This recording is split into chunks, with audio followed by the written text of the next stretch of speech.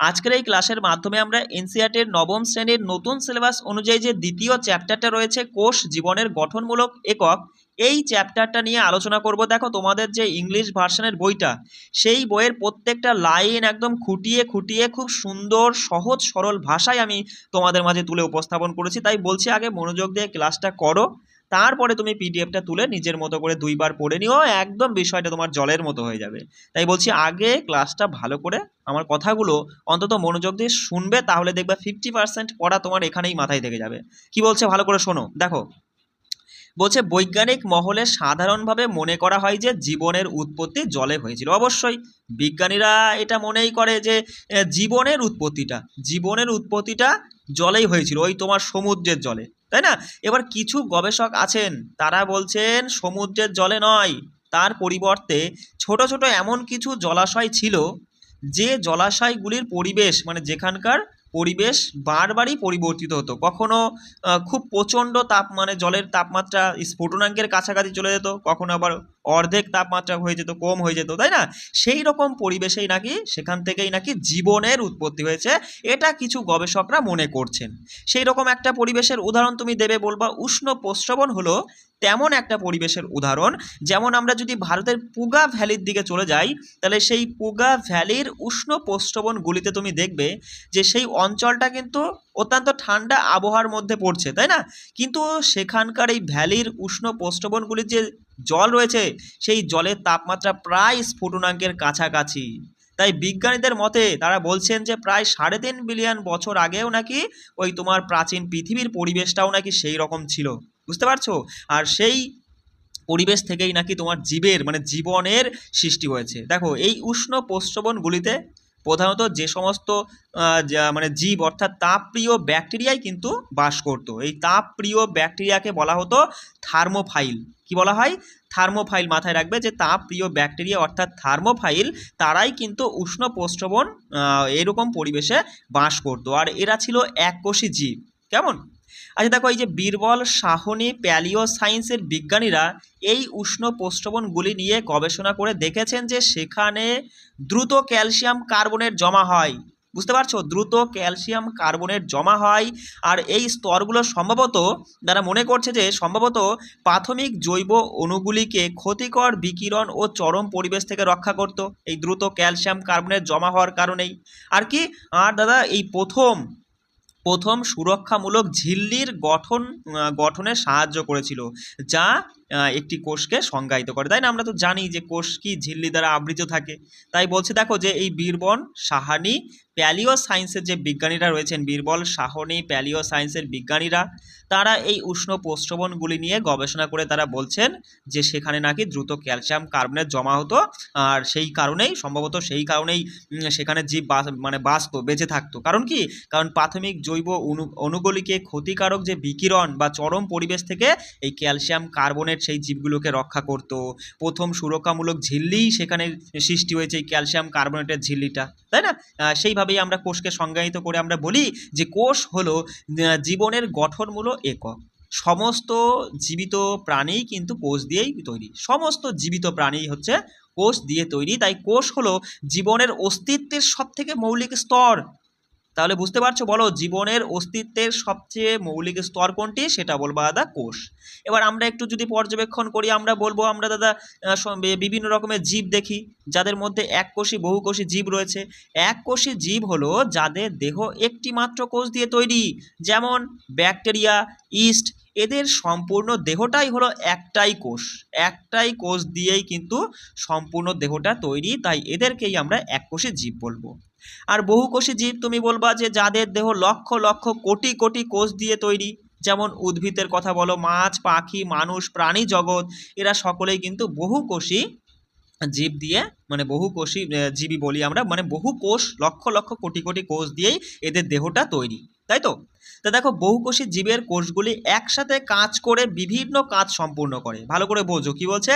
বহুকোষী জীবের কোষগুলো একসাথে কাজ করে বিভিন্ন রকমের কাজ সম্পূর্ণ করে, তাই না? যার মধ্যে দেখো টিস্যু, অঙ্গতন্ত্র এগুলো তৈরি হচ্ছে। কি করে? তুমি বলবা যে একই ধরনের কোষ একসাথে মিলে তোমার এই টিস্যু অর্থাৎ কলা গঠন করে। তাই তো? আবার বিভিন্ন কলা অর্থাৎ টিস্যু মিলে তোমার অঙ্গ তৈরি করে। আবার একাধিক অঙ্গ একসাথে কাজ করে একটা অঙ্গতন্ত্র গঠন করে ফেললো। আবার অনেকগুলো অঙ্গতন্ত্র নিয়ে একটা শরীর তৈরি হয়ে গেল, তাই না? তা দেখো উদাহরণস্বরূপ আমরা বলতে পারি যেমন নাসারত্ন, নাসা গহ্বর, শ্বাসনালী ও ফুসফুস একসাথে মিলে তোমার একটা তন্ত্র, শ্বসন তন্ত্র গঠিত হলো। এবার কথাটা হচ্ছে কোষ কেন গুরুত্বপূর্ণ? দেখো কোষ টিস্যু অঙ্গ ও অঙ্গতন্ত্রের সংগঠিত হলেও মানে কোষ দিয়ে টিস্যু তৈরি হচ্ছে, অনেকগুলো মানে টিস্যু মিলে অঙ্গ, অঙ্গ অনেকগুলো অঙ্গ মিলে অঙ্গতন্ত্র তৈরি হচ্ছে। তা এইটা এখানে বলতে চাইছে দেখো এই কোষই কিন্তু সব জীবের গঠন ও কাজের মৌলিক একক। আসলে মূল জিনিস কিন্তু এই কোষই, তাই না? অনেকগুলো কোষ মিলে কলা তৈরি হলো, অনেকগুলো কলা মিলে অঙ্গ, অনেকগুলো অঙ্গ মিলে অঙ্গতন্ত্র হলো, অনেকগুলো মানে কয়েকটা অঙ্গতন্ত্র নিয়েই তোমার ওই হচ্ছে শরীর আর কি। তা এই কারণে কিছু প্রশ্ন মাথায় উঠে আসে যে কোষ কোথা থেকে আসলো, প্রযুক্তির সাহায্যে অণুবীক্ষণ যন্ত্রের মাধ্যমে কিভাবে অদৃশ্য জগৎ সম্পর্কে নতুন জ্ঞান পাওয়া গিয়েছিল, কোষ কিভাবে জীবদেহের গঠন ও কাজের একক হিসেবে কাজ করে, কোষ কিভাবে বিভাজিত হয়ে নতুন কোষ তৈরি করে, এই সমস্ত প্রশ্নগুলো আমাদের মাথায় আসছে, এক এক করে আমরা সব জানতে পারবো। দেখো কোষ কিভাবে অধ্যয়ন করা হয় আগে সেটা বোঝো। দেখো আমাদের মানুষের চোখের এমন ক্ষমতাকে কি বলা হয় যার মাধ্যমে খুব কাছাকাছি থাকা দুটি বস্তুকে আলাদা করে আমরা দেখতে পারি? বলো তো তাকে কি বলে? বলবা রেজলিউশন ক্ষমতা। কি বললাম? আমাদের চোখের এমন ক্ষমতাকে আমরা কি ধরনের ক্ষমতা নাম দেব যার মাধ্যমে খুব কাছাকাছি থাকা দুটো বস্তুকে আমরা আলাদা করে দেখতে পাই? তাকে বলা হয় রেজলিউশন ক্ষমতা। দেখো দেখো মানুষের চোখ থেকে আমাদের চোখ থেকে প্রায় 25 সেন্টিমিটার দূরত্বে থাকা কোনো বস্তু আমরা খুব ভালো মতো দেখতে পাই, তাই না? এবার সেই 25 সেন্টিমিটার দূরত্বে থাকা দুটো বিন্দু আমি রাখলাম। এবার ওই দুটো বিন্দু যদি প্রায় 0.1 মিলিমিটার দূরে থাকে তবেই সেগুলোকে আমরা আলাদা আলাদা দেখব। আমি বলবো হ্যাঁ ওখানে দুটো বিন্দু আছে। কিন্তু ওই 0.1 মিলিমিটারের থেকেও যদি কম দূরে রাখা হয় তাহলে কিন্তু তুমি তখন বলবা ওখানে দুটো বিন্দু মনে হচ্ছে না, ওখানে একটাই বিন্দু মনে হচ্ছে। এটাই হচ্ছে মানুষের চোখের সীমার রেজলিউশন, যার মান হচ্ছে 0.1 মিলিমিটার। বুঝলে? এবার কথা হচ্ছে কোষ এত ছোট কেন, কেনই বা এদের আমরা মানে দেখতে পাই না? দেখো কোষ সাধারণত এত ছোট যে খালি চোখে তো দেখা যায় না, তাই বিজ্ঞানীরা কোষের গঠন ও কাজ অধ্যয়নের জন্য অণুবীক্ষণ যন্ত্র ব্যবহার করে থাকে। দেখো উত্তল লেন্স ও অণুবীক্ষণ যন্ত্র। উত্তল লেন্স সম্পর্কে তো তুমি তো জানোই যে উত্তল লেন্স এমন একটা লেন্স যার হচ্ছে তোমার কি, যার হচ্ছে মাঝখানটা মোটা হয় আর দুই পাশে পাশে মানে পাশের দিকে আর কি পাতলা হয়, তাই তো? তা কি করে কোনো ছোট একদম ছোট জিনিসকে বড় করে দেখায়, সেই জন্যই তো এখানে উত্তল লেন্স আমাদের ব্যবহার করতে হবে, কারণ কোষ তো খুবই ছোট, আমাদের বড় করে দেখতে হবে। তাই তুমি বলবা যে উত্তল লেন্স বা একাধিক লেন্স সমন্বয়ে গঠিত অণুবীক্ষণ যন্ত্র কোনো বস্তুকে বড় করে দেখায়, তাই না? সেই জন্যই তো আমরা কোষকে পর্যবেক্ষণ করার জন্য অণুবীক্ষণ যন্ত্রকে নিয়ে আসলাম। কারণ কি, কোষ তো খুবই ছোট আর ভালো করে পরীক্ষা নিরীক্ষা করে দেখতে গেলে আমাদের বড় করে দেখতে হবে, অর্থাৎ অণুবীক্ষণ যন্ত্র আমাদের কাজে লাগাতে হবে। দেখো সর্বপ্রথম একজন বিজ্ঞানী যার নাম রবার্ট হুক, তোমরা তো জানোই যে রবার্ট হুক 1665 সালে তার নিজের তৈরি অণুবীক্ষণ যন্ত্র ব্যবহার করে প্রথম কোষ পর্যবেক্ষণ করেছিলেন। আর তিনি কর্কের পাতলা অংশ পর্যবেক্ষণ করে ছোট ছোট বাক্সের ঘরের মতো মানে দেখতে পান, বা মৌমাছির চাকের মতো, আমরা পুরনো বইতে পড়েছিলাম না যে মৌমাছির চাকের মতো প্রকোষ্ঠ দেখতে পান, এই এক একটা প্রকোষ্ঠই হচ্ছে কক্ষ অর্থাৎ সেল, তাই না? নামকরণ করেন কি, সেল নামকরণ করেন।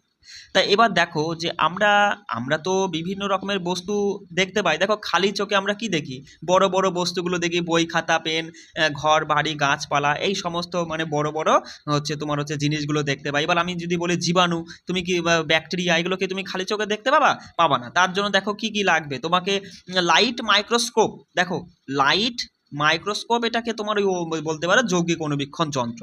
এই যৌগিক অণুবীক্ষণ যন্ত্র দিয়ে তুমি উদ্ভিদ ও প্রাণী কোষ, ব্যাকটেরিয়া এইগুলো ভালো করে দেখতে পারবা। ইলেকট্রন মাইক্রোস্কোপ কেন আনা হয়েছে? কারণ এমনও কিছু আরও ছোট ছোট মানে ক্ষুদ্র ক্ষুদ্র জিনিস আছে যেগুলোকে তোমার এই লাইট মাইক্রোস্কোপে ধরা পড়ে না, যেমন ভাইরাস, রাইবোজোম, প্রোটিন, আর আরও অত্যন্ত ক্ষুদ্র ক্ষুদ্র মানে এগুলো আরও অত্যন্ত ক্ষুদ্র গঠন এদের। সেই জন্য কিন্তু ওই যৌগিক অণুবীক্ষণ যন্ত্রে ধরা পড়ে না বলেই আমাদের আবার কি আনা হয়েছে, মানে বিজ্ঞানীরা তৈরি করে ফেলেছে ইলেকট্রন মাইক্রোস্কোপ। তা একটু লাইট মাইক্রোস্কোপের ছবিটা মানে এনসিইআরটির বইতে দেওয়া আছে, গুরুত্বপূর্ণ, একটু বলছি শুনে নাও। দেখো এই ছবিটা দেখছো, ইংরেজিতে দেওয়া আছে, আমি নিচে লিখে দিয়েছি, এইগুলোই পড়ে নাও তাহলেই হবে। একটি লাইট মাইক্রোস্কোপ অর্থাৎ যৌগিক অনুবীক্ষণ যন্ত্রের বেশ কিছু অংশ রয়েছে। আইপিস আছে, অবজেক্টিভ লেন্স আছে, স্টেজ, মিরর আছে, কোর্স অ্যাডজাস্টমেন্ট নব আছে, ফাইন অ্যাডজাস্টমেন্ট নব আছে, হ্যান্ডেল ও বেস আছে। আইপিসটা গুরুত্বপূর্ণ, মাথায় রাখবা, এটি হলো যে লেন্স দিয়ে আমরা চোখ রেখে দেখি, একদম ওপরে ছবিতে, একদম ওপরে তুমি দেখতে পাচ্ছ, ছবিটা একটু দেখে নিবা, ঠিক আছে? এই দেখো একদম ওপরে আইপিস, এখানে একটা লেন্স আছে কিন্তু, ঠিক আছে? এখানে আমরা চোখ রেখে দেখি। তা আইপিস হচ্ছে, এটি হলো যে লেন্স দিয়ে আমরা চোখ রেখে দেখি, সেটা হচ্ছে আইপিস। অবজেক্টিভ লেন্স মানে বুঝতেই পারছো, অবজেক্টিভ লেন্স, তাই না? এটি বস্তুকে অনেক বেশি বড় করে দেখায়। স্টেজ, স্টেজ মানে তো জানোই, যে বস্তু পরীক্ষা করতে হবে সেটি স্লাইডে রেখে স্টেজের উপর বসাতে হবে। মিরর মানে একটা দর্পণ থাকে, যেটা আলো প্রতিফলিত করে নমুনার উপরে, মানে যে জিনিসটা তুমি পর্যবেক্ষণ করছো তার উপরে আলোটা নিচ দিয়ে গিয়ে ফেলবে, যাতে কি হয়, যাতে ভালো করে মানে তুমি দেখতে পারো। এই দেখো ওই যে মিররটা, এই বরাবর তুমি আলো আনলে সেটা এমন করে গিয়ে প্রতিফলিত হয়ে এই যে এই জায়গাটা বস্তু রেখেছো স্টেজে, তার উপরে যেন পড়ে আর বস্তুটাকে তুমি ভালো মতো দেখতে পাও, তাই না? আচ্ছা, তারপরে দেখো কোর্স অ্যাডজাস্টমেন্ট নব আছে, এটি দিয়ে প্রথমে দ্রুত ফোকাস করা হয়। অবজেক্টিভ লেন্সকে ওপর নিচে সরিয়ে বস্তুকে মোটামুটি পরিষ্কার দেখাতে কিন্তু তোমার এই কোর্স অ্যাডজাস্টমেন্ট নবটা কাজে লাগে। ফাইন অ্যাডজাস্টমেন্ট নব, এটি দিয়ে সূক্ষ্মভাবে ফোকাস ঠিক করা হয়, বুঝতে পারছো? তাহলে পরীক্ষায় কিন্তু প্রশ্ন তুলে দিতে পারে যে নিম্নলিখিত কোনটির মাধ্যমে হচ্ছে তোমার মানে প্রশ্নটা এমন দেবে, নিম্নলিখিত কোন মানে যৌগিক বা লাইট মাইক্রোস্কোপের কোন অংশটির দ্বারা সূক্ষ্মভাবে ফোকাস করার কাজে ব্যবহৃত হয়, সেটা হচ্ছে ফাইন অ্যাডজাস্টমেন্ট নব, বুঝতে পারছো? দেখো এটা আর কি করে, ছবিকে আরও একদম স্পষ্ট ও পরিষ্কার করে তোলে। হ্যান্ডেল আর বেস, হ্যান্ডেল মানে তো বুঝতেই পারছো, হ্যান্ডেল দিয়ে মাইক্রোস্কোপকে ধরা বা বহন করা হয়। আর বেস হলো নিচের অংশটা, যেটা পুরো নিচে থাকে, যেটা পুরো মাইক্রোস্কোপকে শক্তভাবে দাঁড় করিয়ে রাখে। একটু ছবিটা দেখে নিও। আচ্ছা, এবার কথা হচ্ছে দাদা, সে আমরা কোষ যে যন্ত্র দিয়ে পরীক্ষা করব সেই যন্ত্রটা সম্পর্কে আমরা পড়ে নিলাম, লাইট মাইক্রোস্কোপ। এবার হচ্ছে এই কোষের আকারটা কেমন হয়, ধাপে ধাপে বোঝো। দেখো প্রথমে তুমি কি করবে, মাইক্রোস্কোপের স্টেজে মিলিমিটার চিহ্নযুক্ত স্বচ্ছ স্কেল তুমি আগে ভালো করে সেট করে নিলা। তারপর দৃশ্যমান বৃত্তাকার ক্ষেত্রে তুমি ব্যাস মেপে নিলে। এবার ওই ব্যাসকে মিলিমিটার থেকে মাইক্রোমিটারে রূপান্তর করতে হবে, যেখানে তুমি তো জানোই যে 1 মিলিমিটার সমান 1000 মাইক্রোমিটার। এবার যদি দৃশ্যমান ক্ষেত্রে মানে তুমি যতটুকু দেখতে পাচ্ছ তার ব্যাস যদি 5 মাইক্রোমিটার হয়, মানে 5 মিলিমিটার হয়, তাহলে সেটাকে তুমি মাইক্রোমিটারে তোমাকে প্রকাশ করতে হবে। সঙ্গে সঙ্গে বলে দিবা যে 1 মিলিমিটার সমান যদি 1000 মাইক্রোমিটার হয়, তাহলে 5 মিলিমিটার সমান বলবা 5000 মাইক্রোমিটার। এবার ভালো করে তুমি মানে স্কেলটা একদম ঠিক করে তুমি সেট করে নিয়েছো। এবার কি করলে, এক টুকরো পেঁয়াজের খোসা ওই স্লাইডের উপরে মানে স্টেজে তুমি রাখলে। তারপরে তুমি ব্যাস বরাবর কতগুলো কোষ দেখতে পাচ্ছ সেগুলো গুনে নিলে। গুনে নেওয়ার পরে সূত্র ব্যবহার করে কোষের প্রকৃত আকার তুমি নির্ণয় করে ফেলবে। সূত্রটা কি দাদা? ওই সূত্র হচ্ছে কোষের আকার সমান সমান দৃশ্যমান ক্ষেত্রের ব্যাস, তুমি যতটা দেখতে পাচ্ছ তার ব্যাসটা বাই মানে ভাগ, মানেই তো বুঝতে পারছো, ভাগ অর্থাৎ বাই দিয়ে তলায় থাকবে ব্যাস বরাবর থাকা কোষের সংখ্যা। তলায় কি থাকবে? ব্যাস বরাবর কোষের সংখ্যা দিয়ে ভাগ করবা দৃশ্যমান ক্ষেত্রের ব্যাসকে, তাহলেই তুমি একটা কোষের আকার খুঁজে পাবা। দেখো ওই তুমি কি দেখলে, তুমি ধরো পেঁয়াজের খোসা নিয়ে তুমি রাখলে বা তুমি দেখলে যে 25টি কোষ তুমি দেখতে পাচ্ছ, তাহলে বলো একটা কোষের আকার কি হবে? তুমি দেখেছো যার ব্যাস হচ্ছে কত, তোমার ওই 5000 মাইক্রোমিটার ছিল, তাহলে 25টা কোষের ব্যাস যদি 5000 মাইক্রোমিটার হয়, তাহলে একটা কোষের হবে 200 মাইক্রোমিটার, অর্থাৎ একটি পেঁয়াজের একটি কোষের আনুমানিক আকার হচ্ছে 200 মাইক্রোমিটার, তাই না?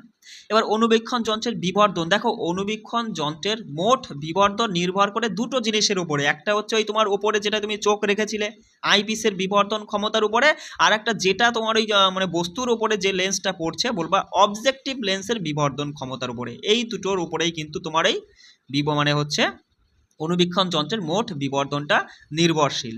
তো দেখো যদি দুটি 10 গুণ হয়, মানে ওপরে আইপিসের বিবর্ধন ক্ষমতাও 10x মানে 10 গুণ আর অবজেক্টিভ লেন্সের বিবর্ধনও তোমার হচ্ছে 10 গুণ। তাহলে 10 গুণ ইন্টু 10 গুণ টোটালে 100 গুণ হয়ে যাবে। অর্থাৎ তুমি যে 200 মাইক্রোমিটার আকারের যে কোষটা দেখতে পাচ্ছ সেটা আসলে তোমাকে 100 গুণ বড় করে দেখাচ্ছে। মানে বুঝতে পারছো, এতটাই ছোট তোমাকে 100 গুণ বড় করে দেখাচ্ছে, আর সেটা তুমি দেখতে পাচ্ছ মাত্র 200 মাইক্রোমিটার আকারের। বুঝতে পারছো? চলো আচ্ছা, এবার অণুবীক্ষণ যন্ত্রের প্রধান বৈশিষ্ট্য দেখো। বিজ্ঞানীরা সময়ের সাথে সাথে অণুবীক্ষণ যন্ত্রের 3টি গুরুত্বপূর্ণ বৈশিষ্ট্যের উন্নতি করেছেন।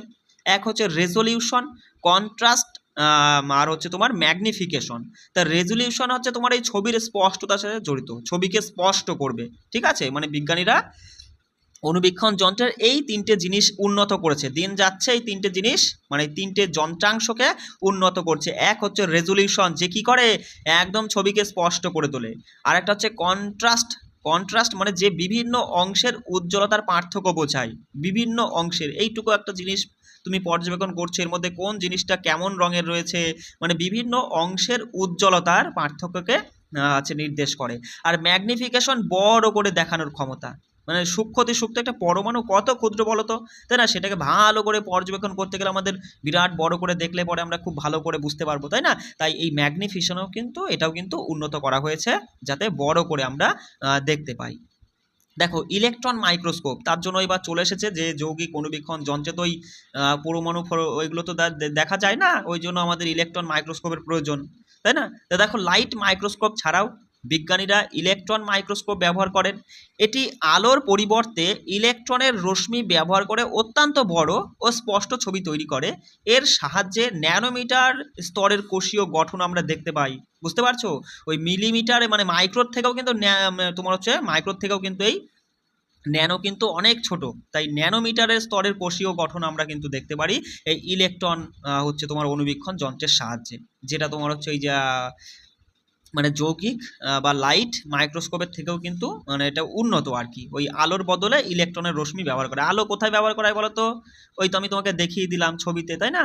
কোথায় বলো তো আলো ব্যবহার করা হয়? এখানে যৌগিক অণুবীক্ষণ যন্ত্রে এখানে আলো ফেলে ব্যবহার করা, আর এখানে তার পরিবর্তে ইলেকট্রন ব্যবহার করা হচ্ছে তোমার এই ইলেকট্রন অণুবীক্ষণ যন্ত্রে। আচ্ছা দেখো, এবার বলো যে ন্যানোমিটার, 1 ন্যানোমিটার সমান কত মিটার? বলবা 10⁻⁹ মিটার। অর্থাৎ 1 ন্যানোমিটার হলো 1 মিটারের 100 কোটির 1 ভাগ। 1 মিটারের 100 কোটির 1 ভাগ হচ্ছে তোমার 1 ন্যানোমিটার।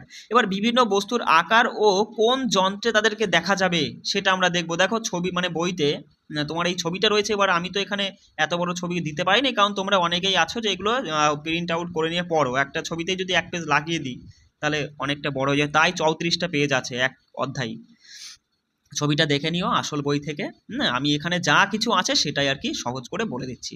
তা এই চিত্রে তুমি হচ্ছে জীব ও বস্তুর আকার এবং সেগুলো কোনগুলো তুমি খালি চোখে দেখতে পাবে, কোনগুলো তুমি লাইট মাইক্রোস্কোপেই দেখতে পাবে, আর কোনগুলো ইলেকট্রন মাইক্রোস্কোপ ছাড়া তুমি দেখতে পাবে না, তা সেগুলো এখানে বলা হয়েছে। খালি চোখে তুমি কি দেখতে পাবে? একটা রকেট উড়ে যাচ্ছে আকাশ দিয়ে, তুমি দেখতে পাবা।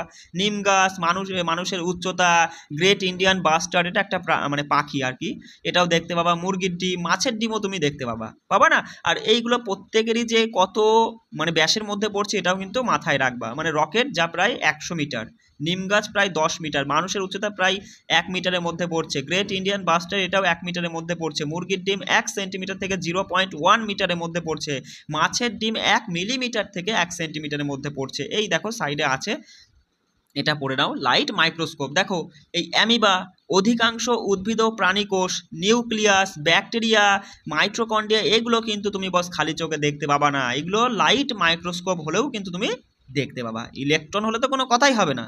মানে লাইট মাইক্রোস্কোপেও কিন্তু তুমি অ্যামিবা, উদ্ভিদ, প্রাণীকোষ, নিউক্লিয়াস, ব্যাকটেরিয়া, মাইটোকন্ড্রিয়া এগুলো দেখতে পাবা। তা প্রত্যেকেরই ব্যাস কিন্তু মাথায় রাখবা। অ্যামিবা 100 মাইক্রোমিটার থেকে 1 মিলিমিটার, অধিকাংশ উদ্ভিদ ও প্রাণীকোষ প্রায় 10 থেকে 100 মাইক্রোমিটার, নিউক্লিয়াস 5 থেকে 10 মাইক্রোমিটার, ব্যাকটেরিয়া 1 থেকে 10 মাইক্রোমিটারের মধ্যে পড়ছে, আর মাইটোকন্ড্রিয়া প্রায় 1 হচ্ছে মাইক্রোমিটারের মধ্যে পড়ছে। ইলেকট্রন মাইক্রোস্কোপে তুমি কি কি দেখতে পাবা? ক্ষুদ্রতম bacteria, virus, ribosome, protein, lipid, ক্ষুদ্র অণু, পরমাণু, এগুলো কিন্তু দেখতে হলে তোমার ইলেকট্রন মাইক্রোস্কোপের প্রয়োজন হবে, তাছাড়া তুমি কিন্তু দেখতে পাবা না। প্রত্যেকেরই ব্যাস, এইটার ব্যাস কিন্তু অবশ্যই মাথায় রাখবা, বিশেষ করে তোমার এই ভাইরাস, লিপিড, প্রোটিন, পরমাণু, ক্ষুদ্র অণু, ঠিক আছে? দেখে নিও, এগুলো একটু পড়ে নিও। হ্যাঁ, প্রত্যেকটাই পড়ে নিও কিন্তু। আচ্ছা, এবার চলে যাই কোষের গঠন। দেখো তুমি জেনেছো যে কোষগুলো বিশেষ ধরনের টিস্যু বা অঙ্গ তৈরি করে, তাই না? কোষগুলো মিলে তোমার টিস্যু মিলে অঙ্গ তৈরি করছে এবং একসাথে নির্দিষ্ট কাজ সম্পূর্ণ করে তারা। এই কাজগুলো সঠিকভাবে করার জন্য কোষকে একে অপরের সাথে যোগাযোগ রাখতে হয় অবশ্যই। অবশ্যই অনেকগুলো কোষ মিলে তবেই তো তোমার কলা অর্থাৎ টিস্যু তৈরি হলো। এবার অনেকগুলো কোষ মিলে তোমার টিস্যু হলো। এবার যে কোষগুলো মানে অনেকগুলো কোষ মিলে যে টিস্যুটা তৈরি হলো তাদের কাজ কিন্তু একই রকম। আর একই রকমের কাজ যেহেতু, তাহলে তাদের নিজেদের কোষেদের মধ্যে কিন্তু যোগাযোগ রাখতে হবে, তাই না? তারপরে বাইরের পরিবেশ থেকে পদার্থের আদান প্রদানও কিন্তু সাহায্য করতে হবে, তবেই না তারা একসঙ্গে মিলেমিশে কাজ করবে। আর এই কাজগুলো মূলত তোমার হয় কি ওই কোষ ঝিল্লির মাধ্যমেই কিন্তু সম্পূর্ণ হয়ে থাকে, ওই বাইরে থেকে বিভিন্ন পদার্থ আদান প্রদানের কাজগুলো। দেখো তোমার এই কোষ ঝিল্লিটা কি? কোষ ঝিল্লি হচ্ছে কোষের সর্বজনীন বৈশিষ্ট্য রয়েছে, যার মধ্যে দেখো কোষ ঝিল্লি হলো কোষের চারপাশে থাকা পাতলা আবরণ যা কোষকে ঘিরে রাখে ও সুরক্ষা দেয়। একে প্লাজমা মেমব্রেনও বলা হয়। কি বললাম দাদা? কোষ ঝিল্লি বা কোষ পর্দা। এই কোষ পর্দা হলো কোষের চারপাশে থাকা পাতলা আবরণ যা কোষকে ঘিরে রাখে ও সুরক্ষা দেয়। একে প্লাজমা মেমব্রেনও বলা হয়। তা এই কোষ ঝিল্লির বৈশিষ্ট্য কি? এটি কোষের স্বতন্ত্র পরিচয় নিয়ন্ত্রণ করে। অবশ্যই এটি কোষের স্বতন্ত্র পরিচয় নির্ধারণ করে, নিজের মানে হচ্ছে পরিচয় আর কি তুলে ধরে, মানে কেমন ধরনের কোষ, বুঝতে পারছো? তাই কোষের স্বতন্ত্র পরিচয় নির্ধারণ করে। এটি নির্বাচন ভেদ্য মানে বলতে পারো প্রবেদক ভেদ্য পর্দাও বলা হয়। আমরা পড়েছিলাম না যে কোষ পর্দাকে প্রবেদক ভেদ্য পর্দাও বলা হয়। কারণ কি? কারণ কিছু পদার্থকে ভেতরে বাইরে যেতে দেয়, আবার কিছু পদার্থকে একদম পুরোপুরি বাধা দেয়, ভেতরে ঢুকতেই দেয় না, তাই না? উদাহরণ হিসেবে বলতে পারো যেমন অক্সিজেন ও কার্বন ডাই অক্সাইড ফুসফুসের অ্যালভিওলাই ঝিল্লি দিয়ে চলাচল করে। অ্যালভিওলাই ঝিল্লি দিয়েই কিন্তু তোমার ওই কি হচ্ছে এন্ডোপ্লাজমিক রেটিকুলামের মাধ্যমে তোমার হচ্ছে মানে রক্তে মিশে গেল অক্সিজেনটা, আর ওই রক্ত থেকে তোমার হচ্ছে কার্বন ডাইঅক্সাইডটা ফুসফুসে অ্যালভিওলাই দিয়ে তোমার হচ্ছে বাইরে বেরিয়ে আসে, তাই না? এটা একটা উদাহরণ বলতে পারো। এবার চলো আমরা একটা পরীক্ষা করব, অসমোসিস বোঝার পরীক্ষা। বলো তো বস, অসমোসিসকে বাংলায় কি বলে? দেখি কে বলতে পারো।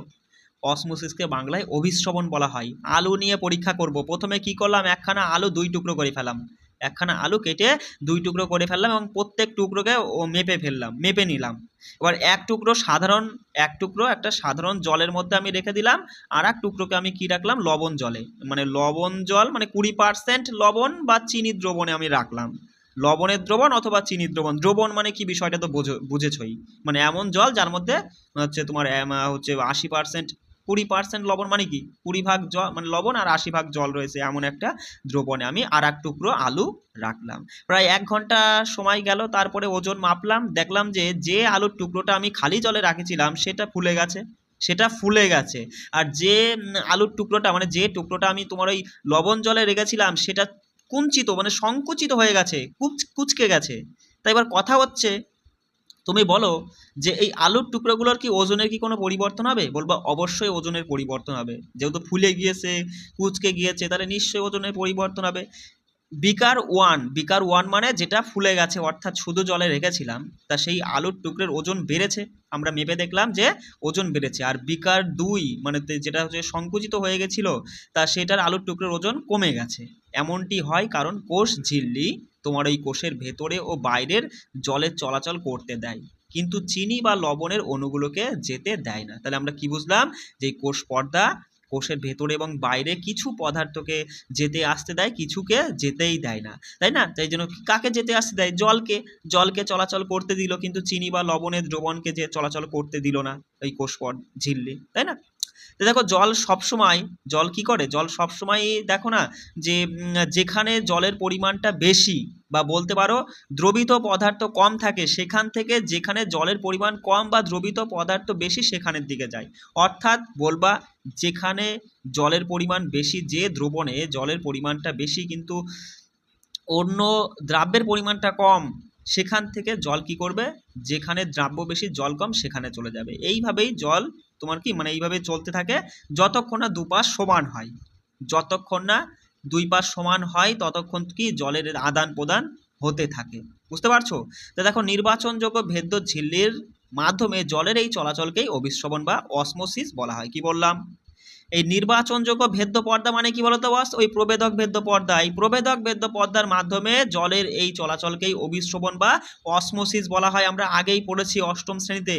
তুমি তো পড়োনি? শুনে নাও। কি পড়েছি? যে জলে রং ছড়িয়ে পড়া, বাতাসে সুগন্ধ ছড়িয়ে পড়া এগুলো ঘটে কারণ পদার্থের কণাগুলো ঘনত্বের পার্থক্যের জন্য একে অপরের সঙ্গে মিশে যায়। এই পার্থক্যকে ঘনত্ব প্রবণতা বলা হয়। মাথায় রাখবে, পরীক্ষায় প্রশ্ন তুলতেই পারে যে পদার্থের কণাগুলোর ঘনত্বের পার্থক্যের জন্য একে অপরের সঙ্গে মিশে যায়, এই পার্থক্যকে কি বলা হয়? ঘনত্বের প্রবণতা বলা হয়। ব্যাপন অর্থাৎ ডিফিউশন নিয়ে আমরা পড়বো। দেখো ব্যাপন কি বলছে জানোই তো, যে কণাগুলো বেশি ঘনত্বের স্থান থেকে কম ঘনত্বের স্থানের দিকে স্বাভাবিকভাবেই চলে যায়, একেই ব্যাপন বলা হয়। এক্ষেত্রে ঝিল্লি থাকা জরুরি নয়। মানে ঝিল্লি মানে কি? কোষ পর্দা। আমরা দেখলাম কোষ পর্দা অর্থাৎ যার নাম প্রবেদক ভেদ্য পর্দা, যার মাধ্যমে জলের কি চলাচল হয়, তাই না? জল কি যেখানে জল কম, যেখানে বেশি থাকে সেই বেশি থেকে কমের দিকে জল চলে যায় ওই প্রবেদক ভেদ্যর মাধ্যমে। আর এমন প্রক্রিয়া যেখানে কোনো বস্তু বেশি ঘনত্বের স্থান থেকে কম ঘনত্বের স্থানের দিকে স্বতঃস্ফূর্তভাবে প্রবাহিত হয় সেটা কিন্তু ব্যাপন। সেটা যে ঝিল্লির মাধ্যমেই হবে তার কিন্তু কোনো কথা নেই। মানে ঝিল্লি ছাড়াও কিন্তু হবে, ঝিল্লি জরুরি নয়। বুঝতে পারছো? অভিস্রবণ কি আমরা পড়লাম যে জল যখন ওই প্রবেদক ভেদ্য পর্দা অর্থাৎ ঝিল্লির মাধ্যমে বেশি জলীয় অংশ থেকে কম জলীয় অংশে যায় তাকেই অভিস্রবণ অর্থাৎ অসমোসিস বলে। আর এর মাধ্যমে ওই যে তোমার মাটি থেকে জল শিকড়ের কোষে এই অভিস্রবণ প্রক্রিয়ায় কিন্তু প্রবেশ করে। কি বললাম বুঝতে পারছো?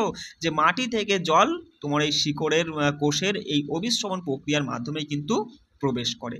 এবার আমরা দেখব বিভিন্ন দ্রবণে কোষের অবস্থা। আমরা পড়েছিলাম যে আইসোটনিক দ্রবণ, তাই না? হাইপারটনিক সমাধান, তারপরে হচ্ছে তোমার এই হাইপোটনিক সমাধান, এইগুলো। এবার দেখো আইসোটনিক সমাধান বা দ্রবণ। আইসোটনিক দ্রবণ যেখানে কি কোষের বাইরে ও ভেতরে দ্রবিত পদার্থের ঘনত্ব সমান থাকে। কি থাকে?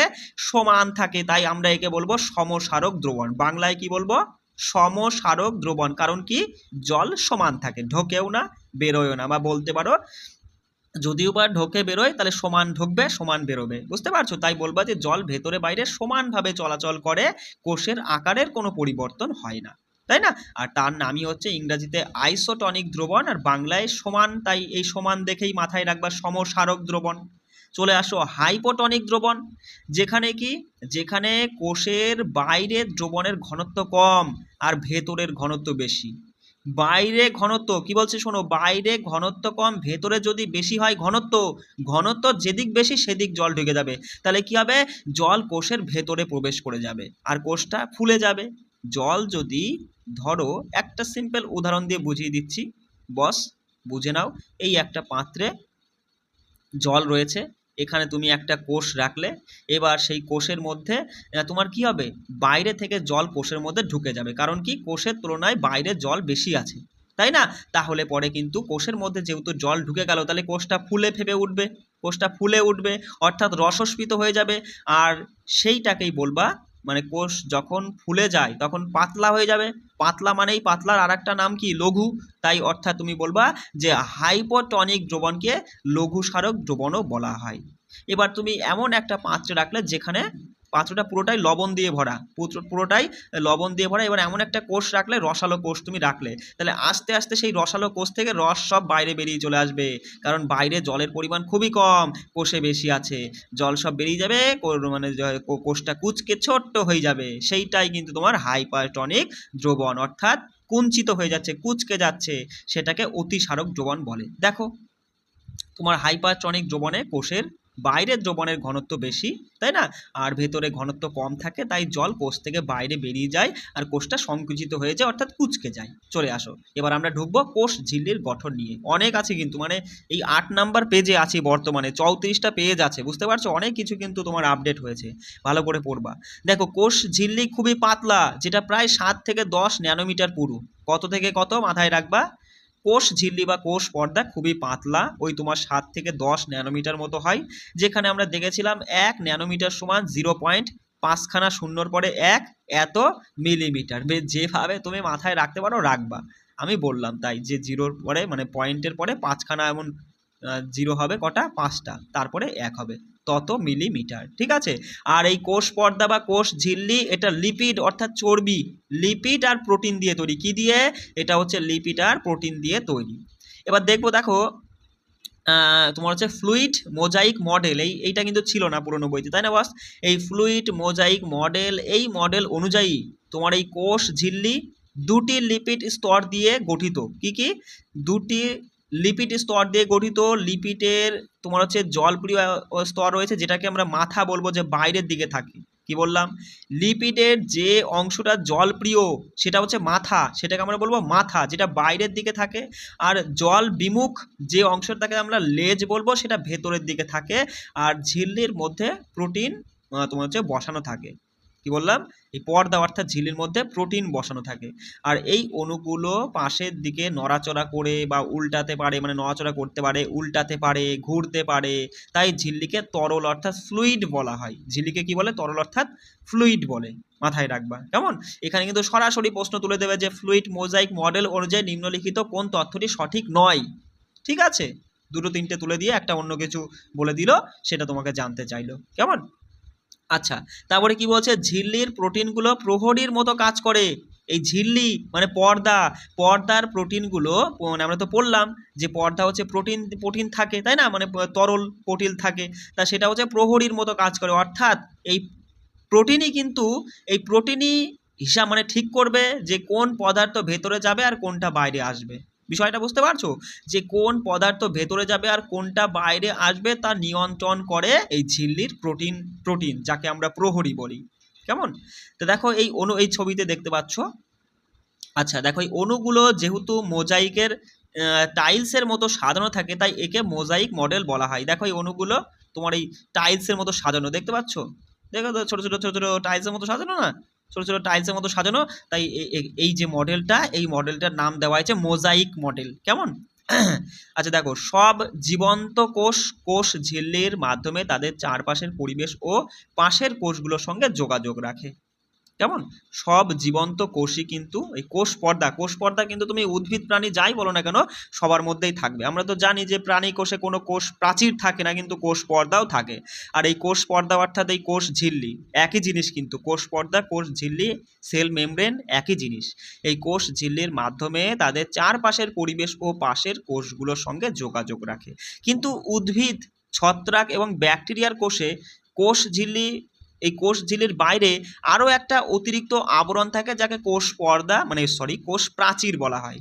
বুঝতে পারছো? প্রাণী কোষে থাকে না, উদ্ভিদের, ছত্রাকের এবং ব্যাকটেরিয়ার কোষে কিন্তু তোমার মানে কিছু ব্যাকটেরিয়ার কোষে এই কোষ ঝিল্লির বাইরে আরও একটি অতিরিক্ত আবরণ বা পর্দা থাকে, যার নাম হচ্ছে কোষ প্রাচীর বলা হয়। তা এবার দেখো, এই যে তোমরা কি মনে করো যে এই কোষগুলো জন্য কোষ প্রাচীরের প্রয়োজন হয় কেন? চলো সেটা আমরা অনুসন্ধান করি যে কোষ প্রাচীরের প্রয়োজন হয় কেন, তাই না? তার জন্য আমরা কি করব? একটা অনুসন্ধান চালাবো। তা প্রথমে কি করলাম? একটি পেঁয়াজের পাতার পাতলা খোসা, বা বলতে পারো যে একটা রিও পাতার পাতলা খোসা নিয়ে তার অস্থায়ী স্লাইড তৈরি করো এবং স্যাফরারিন রং ব্যবহার করে কভার স্লিপ দিয়ে ঢেকে এবার তুমি ওই মাইক্রোস্কোপে হচ্ছে পর্যবেক্ষণ করো। দেখো, তা এইভাবে একটি কটন মানে এটা তো তুমি হচ্ছে উদ্ভিদদের নিলে, এবং প্রাণীদের ক্ষেত্রে তুমি কি করলে? কটন সোয়াব বা তোমার এই টুথপিকের হচ্ছে তোমার কি ভোঁতা দিক দিয়ে তুমি কি গালের ভেতরের দিক থেকে আলতোভাবে কিছু মানে সামান্য পরিমাণে কোষ তুলে আনলে, মানে গালের কোষ, মোদ্দা কথা যে করেই হোক, তুমি গালের মধ্যে থেকে সামান্য পরিমাণে একটু গালের কোষ তুমি তুলে আনলে। এবার সেইটিকেও তুমি কি করলে? অস্থায়ী স্লাইড তৈরি করে সেটাকে তুমি হচ্ছে ওই পরিষ্কার স্লাইডের উপর রেখে ওই অনুবীক্ষণ যন্ত্র দিয়ে তুমি পর্যবেক্ষণ করছো।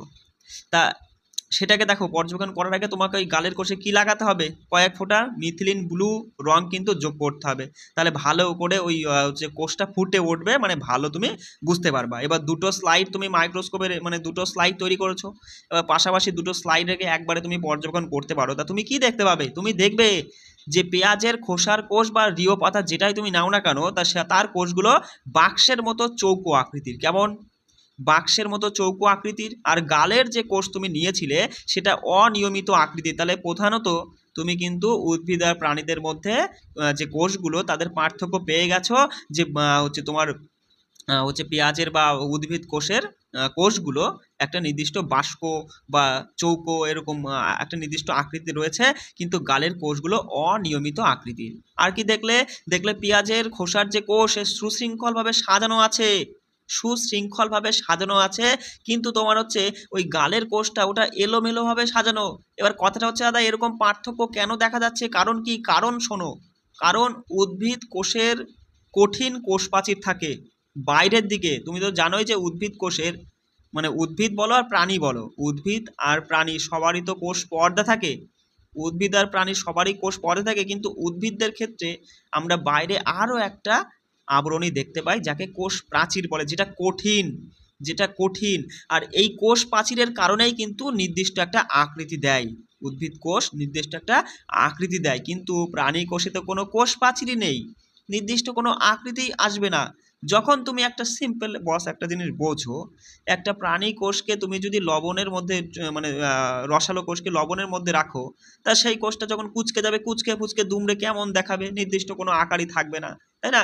কিন্তু তুমি একটা হচ্ছে উদ্ভিদ কোষকে যদি তুমি লবণের মধ্যে রাখো, ওর কিন্তু ওই তোমার হচ্ছে কোষ পর্দা দিয়ে কিন্তু তোমার হচ্ছে কোষ পর্দা থেকে কিন্তু ভেতরের অংশটা পুরো কুঁচকে যাবে, কিন্তু কোষ পর্দা কোষ প্রাচীর থেকে সরে যাবে, কিন্তু কোষ প্রাচীর তো কঠিন, কোষ প্রাচীর তো কঠিন, সে কিন্তু তার নিজের আকৃতি ধরে রাখবে। ভেতরের ভেতরের তোমার কোষ মানে কোষটা কিন্তু কুঞ্চিত হবে, কিন্তু তোমার কোষ পর্দাটা কিন্তু মানে কোষ প্রাচীরটা কিন্তু সেই নির্দিষ্ট আকৃতিই থাকবে, অর্থাৎ পুরো কোষটারই কিন্তু আকৃতিটা থেকে যাচ্ছে, ভেতরে কি হলো না হলো দেখার দরকার নেই। বুঝতে পারছো? সেই জন্যই কিন্তু এদের পার্থক্য দেখা যাচ্ছে। আরও একটা পরীক্ষা করলে তুমি আরও ভালো বুঝতে পারবে, যেমন রিও পাতার খোসার মানুষের গালের কোষ নিয়ে দুটো স্লাইড তৈরি করে 20% চিনির দ্রবণ বা লবণের দ্রবণে আধ ঘন্টা রেখে দেওয়ার পরে মাইক্রোস্কোপে তুমি দেখবা, তুমি কি দেখতে পাবা, তুমি দেখবা উদ্ভিদ কোষের ক্ষেত্রে বাইরের সীমানা, যেটা কেবলই আমি বললাম মানে বোঝানোর চেষ্টা করলাম, অনেকে হয়তো বুঝেছো, যে বাইরের সীমানা মানে কোষ প্রাচীর একই থাকে, কিন্তু ভেতরের অংশ সংকুচিত হয়ে যায়, ভেতরের অংশ ও বাইরের প্রাচীরের মধ্যে ফাঁকা জায়গা বেড়ে যায়, অবশ্যই বাড়বে, তাই না? যেহেতু উদ্ভিদ কোষের ক্ষেত্রে আমরা দেখছি বাইরের কোষ প্রাচীরটা যদি একই থাকে আর ভেতরের অংশ যদি সংকুচিত হয়, কুঁচকে যায়, তাহলে অবশ্যই কোষ প্রাচীর আর কোষ পর্দার মধ্যে ফাঁকা জায়গা বেড়ে যাবে, তাই না?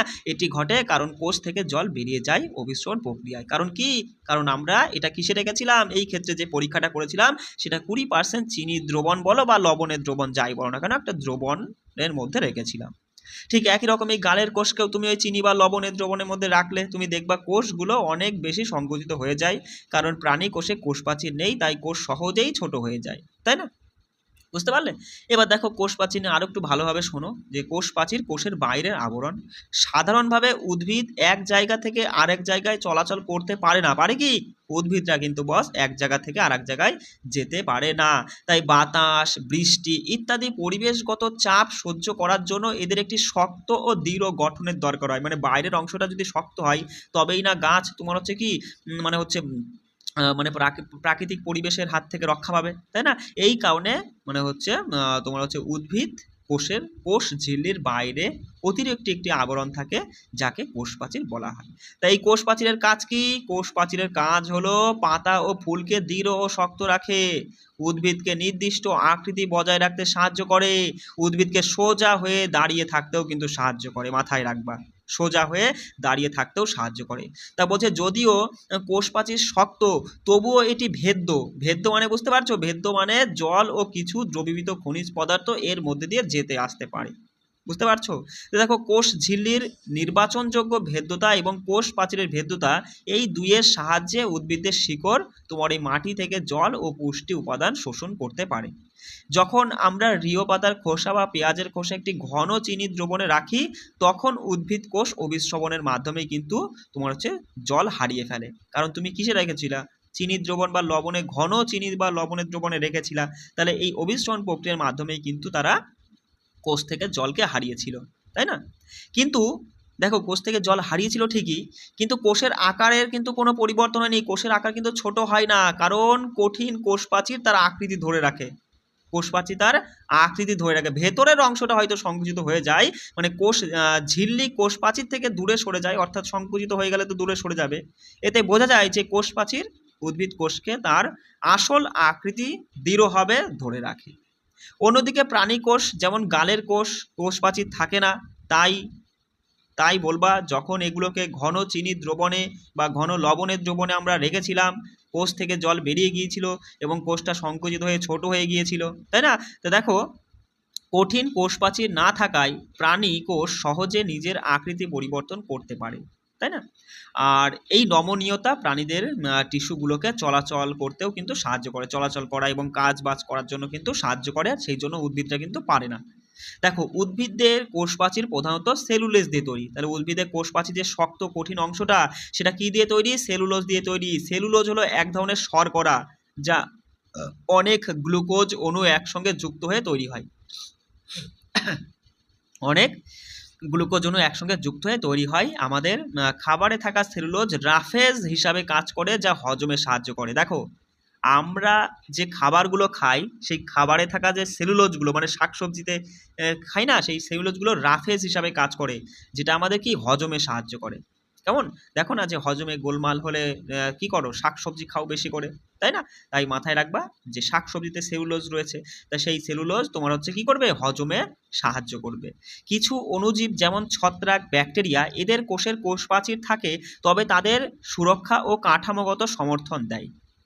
মাথায় রাখবা, যেমন অণুজীব কোনগুলো? এই ছত্রাক, ব্যাকটেরিয়া, এদের কিন্তু আবার কোষপ্রাচীর রয়েছে, কারণ তাদের কি সুরক্ষা এবং কাঠামোগত সমর্থন দেয় আর কি। বুঝতে পারছো? তাই প্রশ্ন আসছে এখান থেকে যে দাদা, উদ্ভিদ সাধারণত এক জায়গায় স্থির থাকে আর প্রাণীরা এক জায়গা থেকে অন্য জায়গায় চলাফেরা করে, তাহলে এই অবস্থায় উদ্ভিদের কোষপ্রাচীর কেন দরকার, মানে কেন দরকার আর প্রাণীদের কেন দরকার নয়? তার কথা বুঝতেই পারছো, পড়ে নিয়েছো এতবার, ভালো মতো বলবা যে উদ্ভিদদেরকে শক্তভাবে দাঁড়িয়ে থাকা, পরিবেশের চাপ সহ্য করার জন্য কোষপ্রাচীর দরকার হয়, আর প্রাণীরা চলাফেরা করে, এদেরকে মানে ফ্লেক্সিবল অর্থাৎ নরম, নমনীয় আর কি, যেমন তেমন হাত পা তুমি মানে পুরো দেহটা বাঁকাতে পারো, তাই না?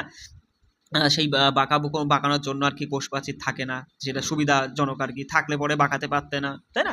দেখো, 2 নম্বর প্রশ্ন বলছে, যদি উদ্ভিদ কোষের কোষপ্রাচীর কোষ ঝিল্লির মতো নরম আর নমনীয় হয়ে যায় তাহলে কি হতে পারে?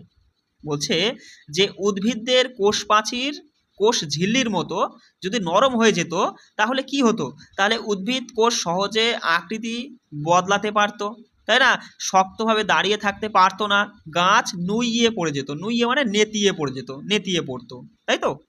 আর একটা প্রশ্ন করা হচ্ছে যে আলুর দুটো টুকরোকে প্রায় সমান আকারে কাটা এবং শুরুর ওজন মাপা কেন জরুরি? যাতে পরীক্ষাটি ন্যায্যভাবে তুলনা করা যায়, তাই না? এটাই উত্তর, যাতে পরীক্ষাটি ন্যায্যভাবে তুলনা করা যায়। জাস্ট এটা মানে বইতে ছিল আর কি, তুলে দিয়েছি, কোনোটাই বাদ দিইনি। বুঝতে পারছো? আর কি আর বলবা যে হচ্ছে কোন টুকরো কতটা জল নিল বা কতটা জল হারালো সেটা ঠিকভাবে বোঝার জন্য কিন্তু আমরা এই ওজনটা করেছিলাম, মেপেছিলাম।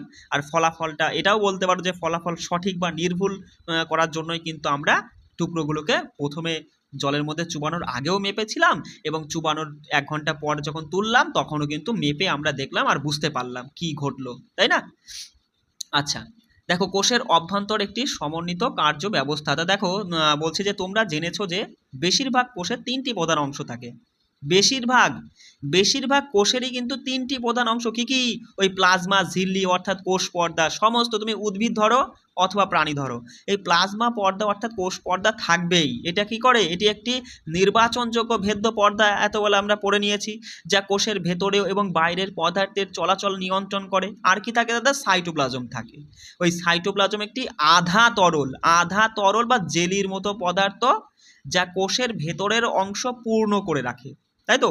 আর একটা মূল ইম্পর্টেন্ট জিনিস, কোষের সব থেকে গুরুত্বপূর্ণ অংশ হচ্ছে নিউক্লিয়াস। এটি কোষের একটি গুরুত্বপূর্ণ অংশ, যা কোষের কাজ নিয়ন্ত্রণ করে এবং জিনগত তথ্য বহন করে। কেমন? কোষের কাজ নিয়ন্ত্রণ করা, জিনগত তথ্য বহন করা কার কাজ? নিউক্লিয়াসের, মাথায় রাখবা। দেখো, নিউক্লিয়াস ছাড়াও সাইটোপ্লাজমে আরও অনেক ছোট ছোট কোষীয় অঙ্গাণু থাকে, আরও ছোট ছোট উপাদান থাকে, যাদেরকে আমরা কোষীয় অঙ্গাণু বলি। মাইটোকন্ড্রিয়া, গলগি বস্তু, ভ্যাকুওলস, এগুলো সম্পর্কে আমরা দেখব, তাই না? এছাড়াও আরও কিছু, এই অঙ্গাণুগুলো ছাড়াও আরও কিছু পদার্থ থাকে, যাদের বেশিরভাগই ইলেকট্রন মাইক্রোস্কোপ ছাড়া কিন্তু দেখা যায় না, মাথায় রাখবা। আচ্ছা, চলো এবার ছবিটা ভালো করে দেখি। 3 রকমের এখানে কোষ তুলে ধরা হয়েছে, একটা ব্যাকটেরিয়ার কোষ, একটা উদ্ভিদ কোষ, একটা প্রাণী কোষ। এই হলো তোমার একটা ব্যাকটেরিয়া কোষ, এটা হলো তোমার উদ্ভিদ কোষ, আর এটা হচ্ছে তোমার প্রাণী কোষ। ঠিক আছে, এবার খুব ভালো মতোই তুমি বলছো দাদা যে ঠিক আছে, এই দুটোর মধ্যে বেশ ভালোই অনেকটা মিল দেখতে পাচ্ছি। এই যে নিউক্লিয়াস, এই যে নিউক্লিয়াস, এই নিউক্লিয়াসের চারপাশে কি সব রয়েছে, এই নিউক্লিয়াসের চারপাশে কি সব রয়েছে, এটা কি এত বড় জিনিস বলো তো? ভ্যাকুওল, অর্থাৎ কি কোষ গহ্বর যাকে বলে আর কি। আরও ওই যে মাইটোকন্ড্রিয়া ঠন্ডিয়া রয়েছে, তাই না? যে ক্লোরোপ্লাস্টিড রয়েছে উদ্ভিদ কোষে আমরা দেখতে পাচ্ছি, প্লাস্টিড প্রাণীতে নেই। আর এই ব্যাকটেরিয়ার ক্ষেত্রে এসব তো কিছুই নেই। এই সমস্ত যে কোষের মধ্যে সাইটোপ্লাজম, দেখো একটু শুনে নাও যে সাইটোপ্লাজম কোনটা, নিউক্লিয়াস কোনটা। এই দেখো, এই যে এইটা কি নিউক্লিয়াস, আর নিউক্লিয়াস ছাড়া পুরো যে তরল অংশটা যার মধ্যে এই সমস্ত অঙ্গাণুগুলো রয়েছে, হ্যাঁ, এই পুরো তরল অংশটাই হচ্ছে সাইটোপ্লাজম। আর প্রোটোপ্লাজম কোনটা বলো তো বস? প্রোটোপ্লাজম নিউক্লিয়াস সহ, সাইটোপ্লাজম সহ যে তরল, পুরোটাই যে তরলটা, সেটাকেই কিন্তু প্রোটোপ্লাজম বলা হয়। ঠিক আছে, বুঝতে পারলে? উদ্ভিদ আর প্রাণীর ক্ষেত্রে কিন্তু একই, সাইটোপ্লাজম প্রোটোপ্লাজম। আর এই ব্যাকটেরিয়া কোষে কিন্তু কোনো রকমের কোনো নিউক্লিয়াস থাকে না, তার পরিবর্তে কিছুটা অঞ্চল জুড়ে নিউক্লিক অ্যাসিড যুক্ত অঞ্চল রয়েছে যাকে আমরা নিউক্লয়েড বলি। আর এই পাশে দেখো ছোট ছোট দানা দানা মতো দেখা যাচ্ছে, এগুলোকে রাইবোজোম বলে। রাইবোজোমও কিন্তু তোমার এই ব্যাকটেরিয়া কোষে থাকে। তাই এবার একটু পড়ে নাও যে ব্যাকটেরিয়া কোষ, দেখো আমরা বললাম যে ব্যাকটেরিয়া কোষে সুস্পষ্ট নিউক্লিয়াস থাকে না, তার পরিবর্তে কিছুটা অঞ্চল জুড়ে নিউক্লিক অ্যাসিড যুক্ত অঞ্চল রয়েছে যাকে নিউক্লয়েড বলা হয়। ঝিল্লি বেষ্টিত মানে পর্দাবৃত কোনো কোষীয় অঙ্গাণুও কিন্তু তোমার এই ব্যাকটেরিয়া কোষে থাকে না, যেমন মাইটোকন্ড্রিয়া, লাইসোজোম, গলগি বস্তু, এইসব কি থাকে বলো? এগুলো কিন্তু থাকে না।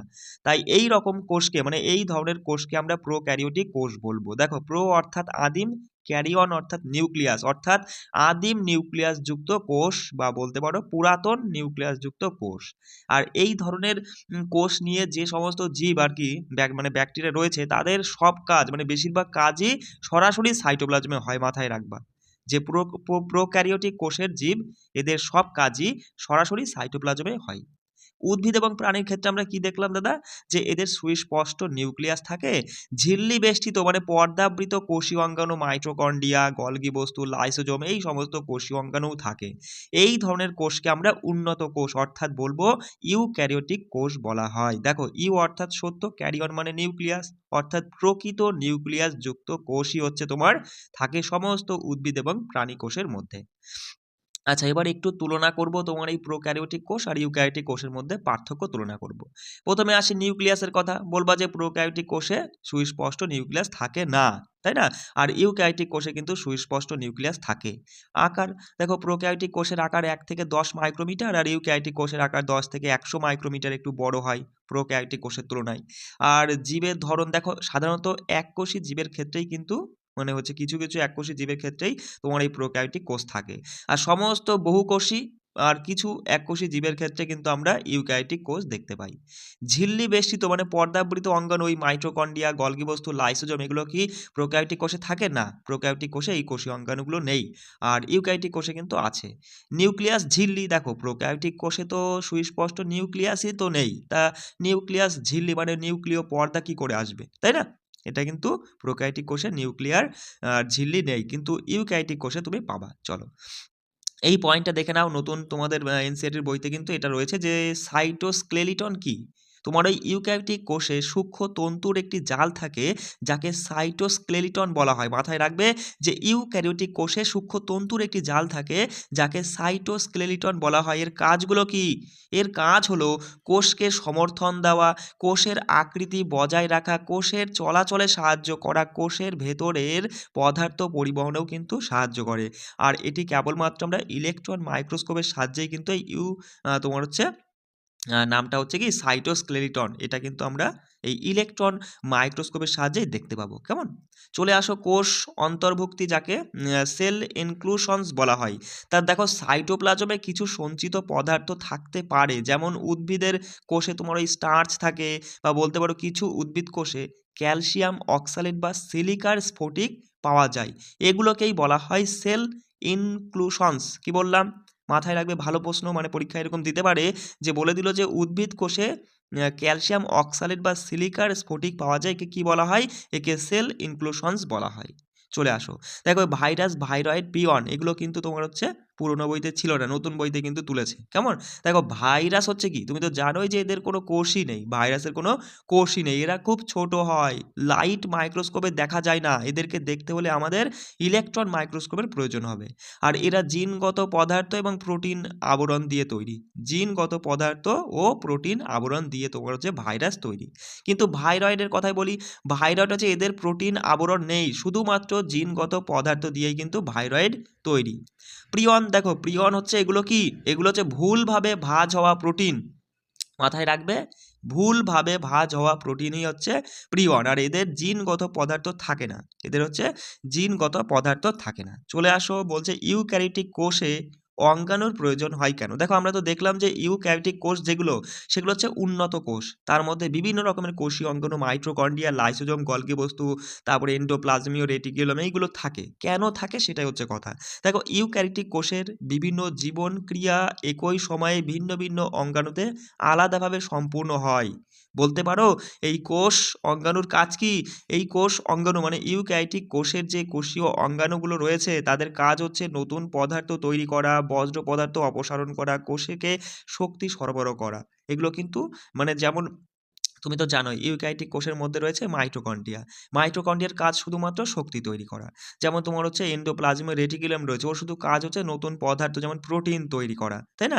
গলগি লাইসোজোমের কাজ কি, বজ্র পদার্থগুলোকে শোষণ করে নেওয়া, মানে অপসারণ করা বলতে পারো, তাই না? তা এগুলো তো তুমি হচ্ছে তাহলে কি ইউক্যারিওটিক কোষ তোমার হচ্ছে একই সাথে একই সাথে এক একটা নির্দিষ্ট অঙ্গাণু এক একটা নির্দিষ্ট কাজ করবে, তাই না? এক একটা নির্দিষ্ট অঙ্গাণু একটা নির্দিষ্ট কাজ করবে, আর একই সঙ্গে সেই কাজগুলো করতে হয়। সেই জন্য কিন্তু ইউক্যারিওটিক কোষে বিভিন্ন রকমের কোষীয় অঙ্গাণুগুলো রয়েছে। তাই বলবা যে সব অঙ্গাণু একসঙ্গে কাজ করে কোষের সমস্ত কাজ সম্পূর্ণ করে। ইউক্যারিওটিক কোষের সব অঙ্গাণু একসঙ্গে কাজ করে কোষের সমস্ত কাজ সম্পূর্ণ করে। অর্থাৎ একটি কোষ হলো একটি ছোট জীবন্ত কারখানার মতো, যেখানে প্রত্যেকটি অংশের নির্দিষ্ট কাজ আছে। তাই না? অবশ্যই প্রত্যেকটি অংশেরই কিন্তু নির্দিষ্ট কাজ আছে। এবার চলো এই প্রত্যেকটি অংশ, প্রত্যেকটি কোষীয় অঙ্গাণু নিয়ে আমরা আলোচনা করব। প্রথমেই চলে আসি নিউক্লিয়াস। এই নিউক্লিয়াসকে নির্দেশনার ঘর বলা হয়। বুঝতেই পারছো, নিউক্লিয়াস হচ্ছে একদম কোষের মাথা, মানে হচ্ছে নিয়ন্ত্রণ কেন্দ্র, যে সব কিছু নির্দেশ করবে কোথায় কি পাঠাতে হবে, কোথা থেকে কি তৈরি হবে না হবে, সব কিছু কিন্তু এই নিউক্লিয়াসই নির্দেশ দেবে, তাই না? তাই আমরা নিউক্লিয়াসকে বলি যে কোষের নিয়ন্ত্রণ কেন্দ্র। নিউক্লিয়াসকে কি বলা হয়? কোষের নিয়ন্ত্রণ কেন্দ্র বলা হয়। একটু ছবিটা দেখে নাও, বলো তো এর মধ্যে কোনটা নিউক্লিয়াস? এই যে গোল মতো দেখতে পাচ্ছ বেগুনি রঙের, এইটাই হচ্ছে নিউক্লিয়াস। নিচের অংশটা কিন্তু নিউক্লিয়াসের কোনো কিছুই নয়, এটা কিন্তু আলাদা জিনিস, এটা হচ্ছে এন্ডোপ্লাজমীয় রেটিকুলাম, ঠিক আছে? নিউক্লিয়াস হচ্ছে শুধু এইটাই। দেখো এই হচ্ছে গোল মাঝখানে দেখতে পাচ্ছ না, ঘন গোল গোলাকার একটা অংশ, এটা নিউক্লিওলাস।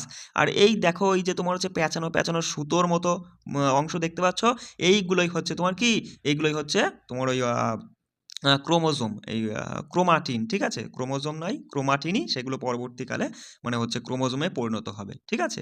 আর এই যে ডবল লেয়ার পর্দা, মানে ও পর্দা, দুটো পর্দা বেশি, দেখো সেটা পড়ে নি।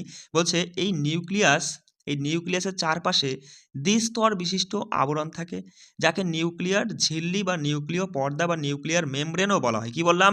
এই নিউক্লিয়াসের চারপাশে দ্বিস্তর বিশিষ্ট আবরণ থাকে, যাকে নিউক্লিয়ার ঝিল্লি বলা হয়। এই ঝিল্লিতে ছোট ছোট ছিদ্র থাকে, যার মধ্যে দিয়ে ওই নিউক্লিয়াস আর সাইটোপ্লাজমের মধ্যে পদার্থের আদান প্রদান হয়। কেমন? দেখো নিউক্লিওলাসটা কি, যেটা বললাম ওই নিউক্লিয়াসের ভেতরে একটি ঘন গোলাকার অংশ থাকে, তাকেই নিউক্লিওলাস বলা হয়। কোনটা বলো তো বস? একটু ছবি দেখে নাও, তাহলে বিষয়টা মাথায় থাকবে। এই যে ঘন গোলাকার অংশটা দেখতে পাচ্ছ তো, এই ঘন গোলাকার অংশটার নামই হচ্ছে নিউক্লিওলাস। এখানে কি হয় বলো তো? এখানে রাইবোজোমের উপ একক তৈরি হয়, মাথায় রাখবে। নিউক্লিওলাসেই কিন্তু রাইবোজোমের উপ একক তৈরি হয়। এরপর এই উপ এককগুলো নিউক্লিয়াস থেকে বেরিয়ে সাইটোপ্লাজমে এসে যুক্ত হয়ে পূর্ণ মানে সম্পূর্ণ রাইবোজোম তৈরি করে। ক্রোমোজোমের কথায় আসি, ওই নিউক্লিয়াসের ভেতরেই কিন্তু ক্রোমোজোম থাকে। কেমন? এবার কোষ বিভাজনের সময় এদেরকেই কেবল দেখা যায় দণ্ডাকারে বা লাঠির মতো কিন্তু দেখা যায়। মানে যখন কোষটা বিভাজিত হবে তখনই কিন্তু এই ক্রোমোজোমগুলো তুমি দণ্ডাকারে অর্থাৎ লাঠির মতো আকারে দেখতে পাবে। তুমি তো জানোই যে ক্রোমোজোম কি করে, বংশগত বৈশিষ্ট্যের তথ্য বহন করে ওই ডিএনএ অণু বা ডিএনএ আর প্রোটিন রূপে, তাই না? ওই বাবা মা থেকে সন্তানের মধ্যে যে বংশগত বৈশিষ্ট্য তথ্য, সেটা আর কি বহন করাই আর কি ক্রোমোজোমের কাজ। তা ডিএনএ সম্পর্কে দেখো, ডিএনএ অর্থাৎ ডি অক্সিরাইবো নিউক্লিক অ্যাসিড, এই ডিএনএতে জিনগত তথ্য থাকে। কি থাকে? জিনগত তথ্য থাকে, ডিএনএ ও প্রোটিন মিলেই কিন্তু ক্রোমোজোম তৈরি হয়, তাই না? তাহলে বুঝতেই পারছো ডিএনএ আর প্রোটিন এইটাই হচ্ছে কি জিনগত তথ্য, আর এই দুটো মিলেই কিন্তু ক্রোমোজোম তৈরি হচ্ছে। তাহলে আমরা সরাসরি বলতে পারি এটাও যে ক্রোমোজোমই হচ্ছে কি বৈশিষ্ট্যের বংশানুসারক, মানে হচ্ছে মানে তোমার হচ্ছে পিতামাতা থেকে সন্তানের মধ্যে কি বৈশিষ্ট্য আসবে সেটা কিন্তু ক্রোমোজোমই বহন করে। এবার জিন দেখো, জিন হচ্ছে ডিএনএ এর কার্যকর অংশ। মাথায় রাখবে যে ডিএনএ এর কার্যকর অংশকে জিন বলা হয়। জিন আমাদের চোখের রং, তারপরে হচ্ছে চুলের ধরন, উচ্চতা, বিভিন্ন বৈশিষ্ট্য কিন্তু নির্ধারণ করে এই জিনই। আচ্ছা, ক্রোমাটিনের কথায় আসি। দেখো, যখন কোষ বিভাজন করছে না তখন ডিএনএ সূক্ষ্ম সুতোয় জট পাকানোর মতো অবস্থায় থাকে, আর এটিকেই কিন্তু ক্রোমাটিন পদার্থ বলা হয়। মানে যখন যখন কোষ বিভাজিত হচ্ছে না তখন কিন্তু তোমার হচ্ছে ডিএনএ তোমার হচ্ছে কি সূক্ষ্ম মানে জট পাকানো অবস্থায় থাকে, ডিএনএ তখন এরকম জট পাকানো অবস্থায় থাকে, ঠিক আছে? তারপরে যখন কোষ বিভাজন মানে শুরু হবে, কোষ বিভাজন হওয়ার ভাব নিচ্ছে, কোষটা বিভাজিত হবে, সেই সময় কিন্তু তোমার এই ক্রোমাটিনগুলো একদম লাঠির মতো সংগঠিত হয়ে তোমার হচ্ছে ক্রোমোজোমে পরিণত হয়ে যায়। দেখো বলছে যে কোষ বিভাজনের সময় এই ক্রোমাটিন সংগঠিত হয়ে ক্রোমোজোমে পরিণত হয়। দেখো একটু জেনে নাও যে আমাদের মানুষের পরিণত লোহিত রক্তকণিকায় কিন্তু কোনো নিউক্লিয়াস থাকে না, মাথায় রাখবা। তাতে একটা সুবিধাও আছে যে এর ফলে কি হয়, হিমোগ্লোবিনের জন্য বেশি জায়গা মানে হয়ে যায়, আর বেশি পরিমাণে অক্সিজেন বহন করতে পারে এই লোহিত রক্তকণিকা, তাই না? কিন্তু দেখো মানে খারাপ দিকও আছে, এই কোষগুলো কি মানে লোহিত রক্তকণিকা এরা কিন্তু নিজে নিজে মেরামত করতে পারে না, বিভাজিতও হতে পারে না, তাই এদের আয়ু কমে যায়, মানে বেশি দিন এরা বাঁচতে পারে না, ওই 120 দিন মতো বাঁচে। চলো, আচ্ছা প্রোক্যারিওটিক কোষ সম্পর্কে তো আমরা দেখলামই যে প্রোক্যারিওটিক কোষে নিউক্লিয়াসের কথায় যদি আসি, কোনো স্পষ্ট নিউক্লিয়াস নেই, তাদের ডিএনএ একটি বৃত্তাকার অণু হিসাবে থাকে। আর হচ্ছে যে অংশ এই জিনগত পদার্থ থাকে তাদেরকে নিউক্লয়েড বলা হয়। কি বলা হয়? নিউক্লয়েড বলে। চলে আসো রাইবোজোম। দেখো রাইবোজোমকে প্রোটিনের কারখানা বলে। রাইবোজোমকে প্রোটিনের কারখানা বলা হয়, কারণ রাইবোজোম, দেখো রাইবোজোম হচ্ছে খুব ছোট একটা গঠন। এটি সাইটোপ্লাজমে মুক্তভাবে হচ্ছে থাকতে পারে, অথবা বলতে পারো এন্ডোপ্লাজমীয় রেটিকুলামের গায়ে লেগে থাকে রাইবোজোম। এর প্রধান কাজ হচ্ছে প্রোটিন তৈরি করা। প্রোটিন তৈরি করা, যেখানে প্রোটিন তৈরি হচ্ছে তার জন্য আমরা বলবো প্রোটিনের কারখানা, তাই না? তাই একে কি বলি? প্রোটিনের ফ্যাক্টরি আমরা বলি।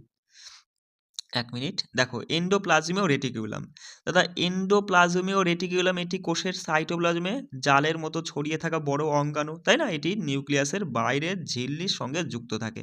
নিউক্লিয়াসের বাইরের ঝিল্লি, একটু ছবিটা দেখো। দাদা আমরা একটু আগেই দেখলাম এটা তো তোমার হচ্ছে নিউক্লিয়াস, আর এই যে নিউক্লিয়াসের বাইরের ঝিল্লি, একটু লক্ষ্য করো। এই যে নিউক্লিয়াসের বাইরের ঝিল্লির সঙ্গে এই যে বাকি যে অংশটা রয়েছে এটাই কিন্তু তোমার হচ্ছে এন্ডোপ্লাজমীয় রেটিকিউলাম। এটা দুটো অংশ রয়েছে, একটা স্মুথ বলবা, স্মুথ এন্ডোপ্লাজমীয় রেটিকিউলাম, আর একটা বলবা রাফ এন্ডোপ্লাজমীয় রেটিকিউলাম। দেখো রাফ মানে অমসৃণ, অমসৃণ কথাটা এই জন্যই আসছে, দেখো যে অংশটুকুনার গায়ে ওই যে দানা দানা মতো দেখতে পাচ্ছ না, অর্থাৎ রাইবোজোম লেগে আছে, সেই জন্যই একে তুমি রাফ অর্থাৎ অমসৃণ এন্ডোপ্লাজমীয় জালক বলবে। আর এই পাশের অংশটুকুনায় দেখো এখানে কিন্তু ওরকম দানা দানা কিছু যুক্ত আছে কি? নেই, সেই জন্য এই পাশের অংশটুকুনার নাম হচ্ছে স্মুথ এন্ডোপ্লাজমীয় রেটিকুলাম অর্থাৎ মসৃণ এন্ডোপ্লাজমীয় জালক।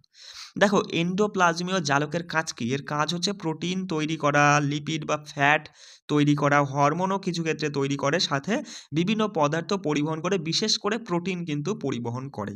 কেমন? নিউক্লিয়াস আর সাইটোপ্লাজমের মধ্যে প্রোটিন পরিবহন করে তোমার এই এন্ডোপ্লাজমীয় জালক। আর আমরা দেখলাম ২ রকমের এন্ডোপ্লাজমীয় জালক রয়েছে, একটার নাম হচ্ছে রাফ এন্ডোপ্লাজমীয় রেটিকুলাম, এর গায়ে রাইবোজোম লেগে থাকে, সেই জন্য একে রাফ অর্থাৎ খসখসে দেখায়। আর এর কাজ কি? এর কাজ হচ্ছে প্রোটিন তৈরি করা, প্রোটিন নিঃসরণে সাহায্য করা। যেমন উদাহরণ হিসেবে বলতে পারো অগ্ন্যাশয়ের কোষ। ঠিক আছে? আচ্ছা, স্মুথ এন্ডোপ্লাজমীয় রেটিকুলামের কথায় আসো। স্মুথ অর্থাৎ মসৃণ এই কারণেই বলছি, এর গায়ে কোনো রাইবোজোম লেগে থাকে না, তাই আমরা এদেরকে স্মুথ বলছি। এর কাজ হচ্ছে ফ্যাট বা চর্বি জাতীয় বা লিপিড তৈরি করা, সেটাকে সঞ্চয় করা, কিছু ক্ষেত্রে হরমোনও কিন্তু তৈরি করে স্মুথ এন্ডোপ্লাজমীয় রেটিকুলাম। কেমন? আচ্ছা, গলগি যন্ত্র। গলগি যন্ত্রকে প্যাকেজিং বা পাঠানোর কেন্দ্র বলা হয়। গলগি যন্ত্রকে প্যাকেজিং বা পাঠানোর কেন্দ্র বলা হচ্ছে। দেখো যদি তুমি কোষের চিত্র ভালোভাবে দেখো তাহলে চ্যাপ্টা থলের মতো স্তরে স্তরে সাজানো কিছু গঠন দেখতে পাবে, যেটা সিস্টারিন বলা হয়। কিসের মতো? চ্যাপ্টা থলের মতো স্তরে স্তরে সাজানো কিছু গঠন দেখতে পাবে, যেটা সিস্টারিন, আর যাকে হচ্ছে গলগি বস্তু বলা হয়। দেখো দেখো এই অংশটা, এটা হচ্ছে কিন্তু গলগি বস্তু। দেখো এই চ্যাপ্টা থলের মধ্যে মানে স্তরে স্তরে সাজানো আছে, তাই না? এই স্তরে স্তরে সাজানো আছে, বলবা এই স্তরগুলো একসঙ্গে মিলেই কিন্তু গলগি যন্ত্র তৈরি করে। দেখো এটার একটা বিশেষ কারণ আছে, ওই যে তোমার এন্ডোপ্লাজমীয় জালক থেকে যে প্রোটিন ফ্যাটগুলো তৈরি হলো, সেগুলো তো বিভিন্ন মানে এর কাজকেই বিভিন্ন প্যাকেটজাতকরণ করে। মানে এক একটা প্যাকেটে বা এক একটা তাকে এক একটা জিনিস রাখে। ধরো এই নিচের তাকে সে রেখে দিল প্রোটিনকে আলাদা করে রেখে দিল, যাতে প্রোটিনটা, ওপরের তাকে ধরো ফ্যাট রেখে দিল যাতে প্রোটিন আর ফ্যাট মিশে না যায়, সেই জন্য আলাদা আলাদা করে প্যাকেটে রেখে দেয় এই তোমার হচ্ছে গলগি যন্ত্র। বলবা যে এটি এন্ডোপ্লাজমীয় রেটিকুলাম, কোষ ঝিল্লি এবং অন্যান্য কোষীয় অঙ্গাণুর সঙ্গে কার্যগতভাবে যুক্ত। গলগি যন্ত্রকে কোষের ডাকঘর বলা হয়, পোস্ট অফিস অর্থাৎ কোষের ডাকঘর বলা হয়। এর কাজ হচ্ছে প্রোটিন ও লিপিডকে পরিবর্তন করা, সেগুলোকে আলাদা করে সাজানো, আর প্যাকেটের মতো তোমার যে ভেসিকলে ভরে পাঠানো, এই কাজগুলো কিন্তু করে থাকে। দেখো এই ভেসিকলগুলোর মাধ্যমে পদার্থের কি হয়, কোষ এক জায়গা থেকে অন্য জায়গায় পরিবাহিত হয়, মিশে যায় না, তাই না? কোষের বাইরে নিঃসৃত হয় এবং লাইসোজোম তৈরি করতেও কিন্তু ব্যবহৃত হয়। মাথায় রাখবা এই তোমার হচ্ছে গলগি যন্ত্র, এই কিন্তু লাইসোজোমও তৈরি করতে পারে। শর্টকাটে বলতে পারো গলগি যন্ত্র হচ্ছে কোষের প্যাকেজিং প্লাস ডেলিভারি সেন্টার। কোষের প্যাকেজিং প্লাস ডেলিভারি সেন্টার বলা হয় গলগি যন্ত্রকে। যদি পরীক্ষায় প্রশ্ন দেয় যে নিম্নলিখিত কোন কোষীয় অঙ্গাণুকে ডেলিভারি সেন্টার বলা হয়, তাই না? অনেকেই কিন্তু নতুন এনসিইআরটি না পড়লে সঠিক উত্তর করতে পারবে না। সঠিক উত্তর গলগি যন্ত্র বা গলগি বস্তু হবে। চলে আসে একজন বিজ্ঞানীর সাথে আমরা পরিচয় হই, যার নাম ক্যামিলিও গলগি। দেখো 1898 সালে ইতালীয় বিজ্ঞানী ক্যামিলো গলজি প্রথম গলগি যন্ত্র দেখিয়েছিলেন। তিনি কি করেছিলেন, একটি প্যাঁচার স্নায়ুকোষ পরীক্ষা করতে গিয়ে বিশেষ বিশেষ রং করার পদ্ধতিতে তিনি ওই সুতোয়ের মতো জাল দেখতে পান। তখনকার মাইক্রোস্কোপ কিন্তু তেমন উন্নত ছিল না, কিন্তু তিনি বলেছিল যে এটা হচ্ছে একটা কিছু যন্ত্র যার মধ্যে এরকম প্যাকেট জাত করে প্রোটিন এবং লিপিডগুলো থাকে। তা পরবর্তীকালে যখন এই ইলেকট্রন মাইক্রোস্কোপটা আবিষ্কার হয়, তখন স্পষ্ট হবে যে এই ধারণাটা মানে চোখের উপর ভেসে ওঠে, আর মানে আর কি বোঝা যায় ভালো মতো যে হ্যাঁ, তিনি কথাটা ঠিক বলেছেন। তাই তার নামের উপরে ভিত্তি করে এর নাম রাখা হয়েছে গলগি যন্ত্র। বুঝতে পারলে? চলে আসো। দেখো লাইসোজোমকে বলা হয় পরিষ্কার রাখার ব্যবস্থা। পরিষ্কার রাখার ব্যবস্থা বলবা কোষ যখন কাজ করে তখন তো কোষের মধ্যে বজ্র পদার্থ তৈরি হবে, পুরনো বা ক্ষতিগ্রস্ত অঙ্গাণু তৈরি হবে, ওইগুলোকে পরিষ্কার করার কাজই কিন্তু লাইসোজোমের। তা লাইসোজোম হলো একটি ঝিল্লি দিয়ে ঘেরা ছোট থলি, যার ভেতরে বিভিন্ন এনজাইম থাকে, আর এই এনজাইমগুলো অপ্রয়োজনীয় প্রোটিন ভেঙে দেয়, শর্করা ভেঙে দেয়, চর্বি ভেঙে দেয়, ক্ষতিগ্রস্ত কোষীয় অঙ্গাণুগুলোকে ভেঙে ফেলে, ফলে কোষ পরিষ্কার ও সুস্থ থাকে। এবার কথা হচ্ছে এই ভেঙে যাওয়া পদার্থ কি হয় দাদা? ওই ভেঙে যাওয়া পদার্থ দেখো লাইসোজোম যে সকল পদার্থ ভেঙে ফেলে সেগুলোকে সাইটোপ্লাজমে ছেড়ে দিয়ে আসে। ঠিক আছে? আর এরপর কোষ সেই পদার্থগুলোকে আবার অন্য কাজে ব্যবহার করতে পারে। অর্থাৎ বলবা লাইসোজোম কোষের পরিষ্কারক প্লাস পুনর্ব্যবহার কেন্দ্র। কি বললাম? লাইসোজোম হচ্ছে কোষের পরিষ্কারক বা এবং সাথে পুনর্ব্যবহার কেন্দ্র বলা হয়। চলো একটু জেনে নাও যে মানুষের শুক্রাণুর কোষে লাইসোজোমের এনজাইম থাকে। যখন শুক্রাণু ডিম্বাণুর কাছে পৌঁছায় তখন এই এনজাইমগুলো ডিম্বাণুর বাইরের আবরণ ভেঙে দেয়, ফলে নিষেক সম্ভব হয়। কেমন? এটা মাথায় রেখো। দেখো মাইটোকন্ড্রিয়ায় চলে আসি। তুমি তো জানোই যে কোষের শক্তিকর বলা হয়। মাইটোকন্ড্রিয়াকে কোষের শক্তিকর বলা হয় কারণ এটি কোষের অধিকাংশ কাজের জন্য প্রয়োজনীয় যে শক্তির দরকার হয় সেই শক্তিটাই কিন্তু এ তৈরি করে, তাই না? মাইটোকন্ড্রিয়াই তৈরি করে। মাইটোকন্ড্রিয়া দুটো ঝিল্লি দিয়ে আবৃত। ঝিল্লি মানে পর্দা, বুঝতে পারছো তো? মাইটোকন্ড্রিয়া দুইটি পর্দা দ্বারা বেষ্টিত। বাইরের যে পর্দা রয়েছে সেটা হচ্ছে মসৃণ কিন্তু ছিদ্রযুক্ত, আর ভেতরের পর্দাটা যেটা সেটা আঙুলের মতো আর কি ভাঁজ যুক্ত বা বলতে প্রক্ষেপ তৈরি করে, বা প্রক্ষেপ বা ক্রিস্টি। কেমন? প্রক্ষেপ বা ক্রিস্টি তৈরি করে। এই ক্রিস্টির কাজ হচ্ছে রাসায়নিক বিক্রিয়া, মানে ওই ভাঁজেই কিন্তু রাসায়নিক বিক্রিয়ার জন্য পৃষ্ঠতলের ক্ষেত্রফল সংগঠিত হয়, মানে বেড়ে যায়, বাড়িয়ে দেয় পৃষ্ঠতলটা, আর শক্তি উৎপাদনে সাহায্য করে এই ক্রিস্টি। ঠিক আছে? কোষীয় শোষণ দেখো মাইটোকন্ড্রিয়ায় গ্লুকোজ ও অন্যান্য খাদ্য অণু ভেঙে শক্তি উৎপন্ন হয়, আর এই প্রক্রিয়ার নামই কিন্তু কোষীয় শোষণ বলা হয়। উৎপন্ন শক্তি, এবার যে শক্তিটা মাইটোকন্ড্রিয়ায় তৈরি হলো সেটা তো সঙ্গে সঙ্গে খরচ হয়ে যাবে না, সেটা তো জমা রাখতে হবে, ওই জন্য মুদ্রা হিসাবে এটিপি অণু হিসাবে কিন্তু ওই শক্তিগুলো জমা থাকে। তারপরে যখন যেখানে যে পরিমাণ শক্তির প্রয়োজন সেখানে সেই পরিমাণ এটিপি চলে যায়। তাই দেখো এটিপিকে হচ্ছে তোমার কোষের শক্তির মুদ্রা বা এনার্জি কারেন্সি বলা হয়। কোষের প্রায় সব জায়গায় কিন্তু এটিপি ব্যবহৃত হয়। সহজ করে বলতে পারো যে খাদ্য তুমি খেলে সেটা মাইটোকন্ড্রিয়ায় গিয়ে তোমার হচ্ছে কি হলো হচ্ছে শক্তি তৈরি হলো, সেই শক্তি এটিপি অণুরূপে জমা থাকলো। তারপরে যেখানে যেমন শক্তির মানে যে কোষটাকে যে কোষে যেমন শক্তির প্রয়োজন সেখানে তেমন এটিপি পৌঁছে যাবে। চলে আসো প্লাস্টিড। দেখো প্লাস্টিড হচ্ছে উদ্ভিদের খাদ্য তৈরির কেন্দ্র বলা হয়। তাহলে উদ্ভিদের খাদ্য তৈরির কেন্দ্র কোন কোষীয় অঙ্গাণু? বলবা প্লাস্টিড। দেখো প্রাণীদের কিন্তু প্লাস্টিড থাকে না, বলবা প্রাণীরা খাবার বাইরে থেকেই সংগ্রহ করে, কিন্তু উদ্ভিদ নিজের খাবার নিজেরাই তৈরি করে। তাই প্রশ্ন হলো উদ্ভিদদের কোষে খাবার কোথায় তৈরি হয়? সেটা সঠিক উত্তর প্লাস্টিডে। প্লাস্টিড খাদ্য তৈরি করে সাথে সঞ্চয়ও করে রাখে, মানে জমা করেও রাখে। দেখো প্লাস্টিডের মধ্যে ভাগ রয়েছে, একটা নাম হচ্ছে ক্লোরোপ্লাস্ট। কেন বলছি? কারণ ক্লোরোপ্লাস্ট, ক্লোরো সবুজ, সবুজ প্লাস্টিক বলা হয় কারণ ক্লোরোপ্লাস্ট হলো এক ধরনের প্লাস্টিড। দেখো এখানে ক্লোরোফিল থাকে, ক্লোরোফিল নামক সবুজ সবুজ রঞ্চক পাওয়া যায় ক্লোরোপ্লাস্টে। আর এই সবুজ রঞ্চক পেলেই তো তুমি তো জানোই যে ক্লোরোফিলই একমাত্র পারে কি সূর্যের আলোকে শোষণ করে সেই আলো ব্যবহার করে সালোক সংশ্লেষ প্রক্রিয়ার মাধ্যমে খাদ্য তৈরি করতে, তাই না? দেখো ক্লোরোপ্লাস্টের গঠন এটি মাইটোকন্ড্রিয়ার মতনই কিন্তু দ্বিস্তর বিশিষ্ট পর্দাবৃত ঝিল্লি দ্বারা বেষ্টিত। আর ভেতরে থাকে স্টোমা। এই ক্লোরোপ্লাস্টের ভেতরে স্টোমা থাকে যেটা আধা তরল পদার্থ। এই স্টোমার মধ্যে থাকে চাকতির মতো ঝিল্লিযুক্ত গঠন, যেখানে ক্লোরোফিল থাকে। এখানেই সূর্যের আলো শোষিত হয়, এখানেই সূর্যের আলো শোষিত হয়। এবার দেখো ওই সালোক সংশ্লেষের ফলে যে চিনি মানে গ্লুকোজ যেটা স্টোমায় জমা হয়, পরে সেটা স্টার্চ দানা আকারে সঞ্চিত থাকে। তা সেটা দেখো মাইটোকন্ড্রিয়া প্লাস্টিডের বিশেষ বৈশিষ্ট্য একটু দেখে নাও, যে মাইটোকন্ড্রিয়া প্লাস্টিডের কিছু বৈশিষ্ট্য ব্যাকটেরিয়ার মতো, মানে এদের নিজস্ব ডিএনএ, নিজস্ব রাইবোজোম কিন্তু আছে। ঠিক আছে, নিজস্ব ডিএনএ রাইবোজোম আছে, তাই এরা নিজেদের জন্য কিছু প্রোটিনও তৈরি করতে পারে।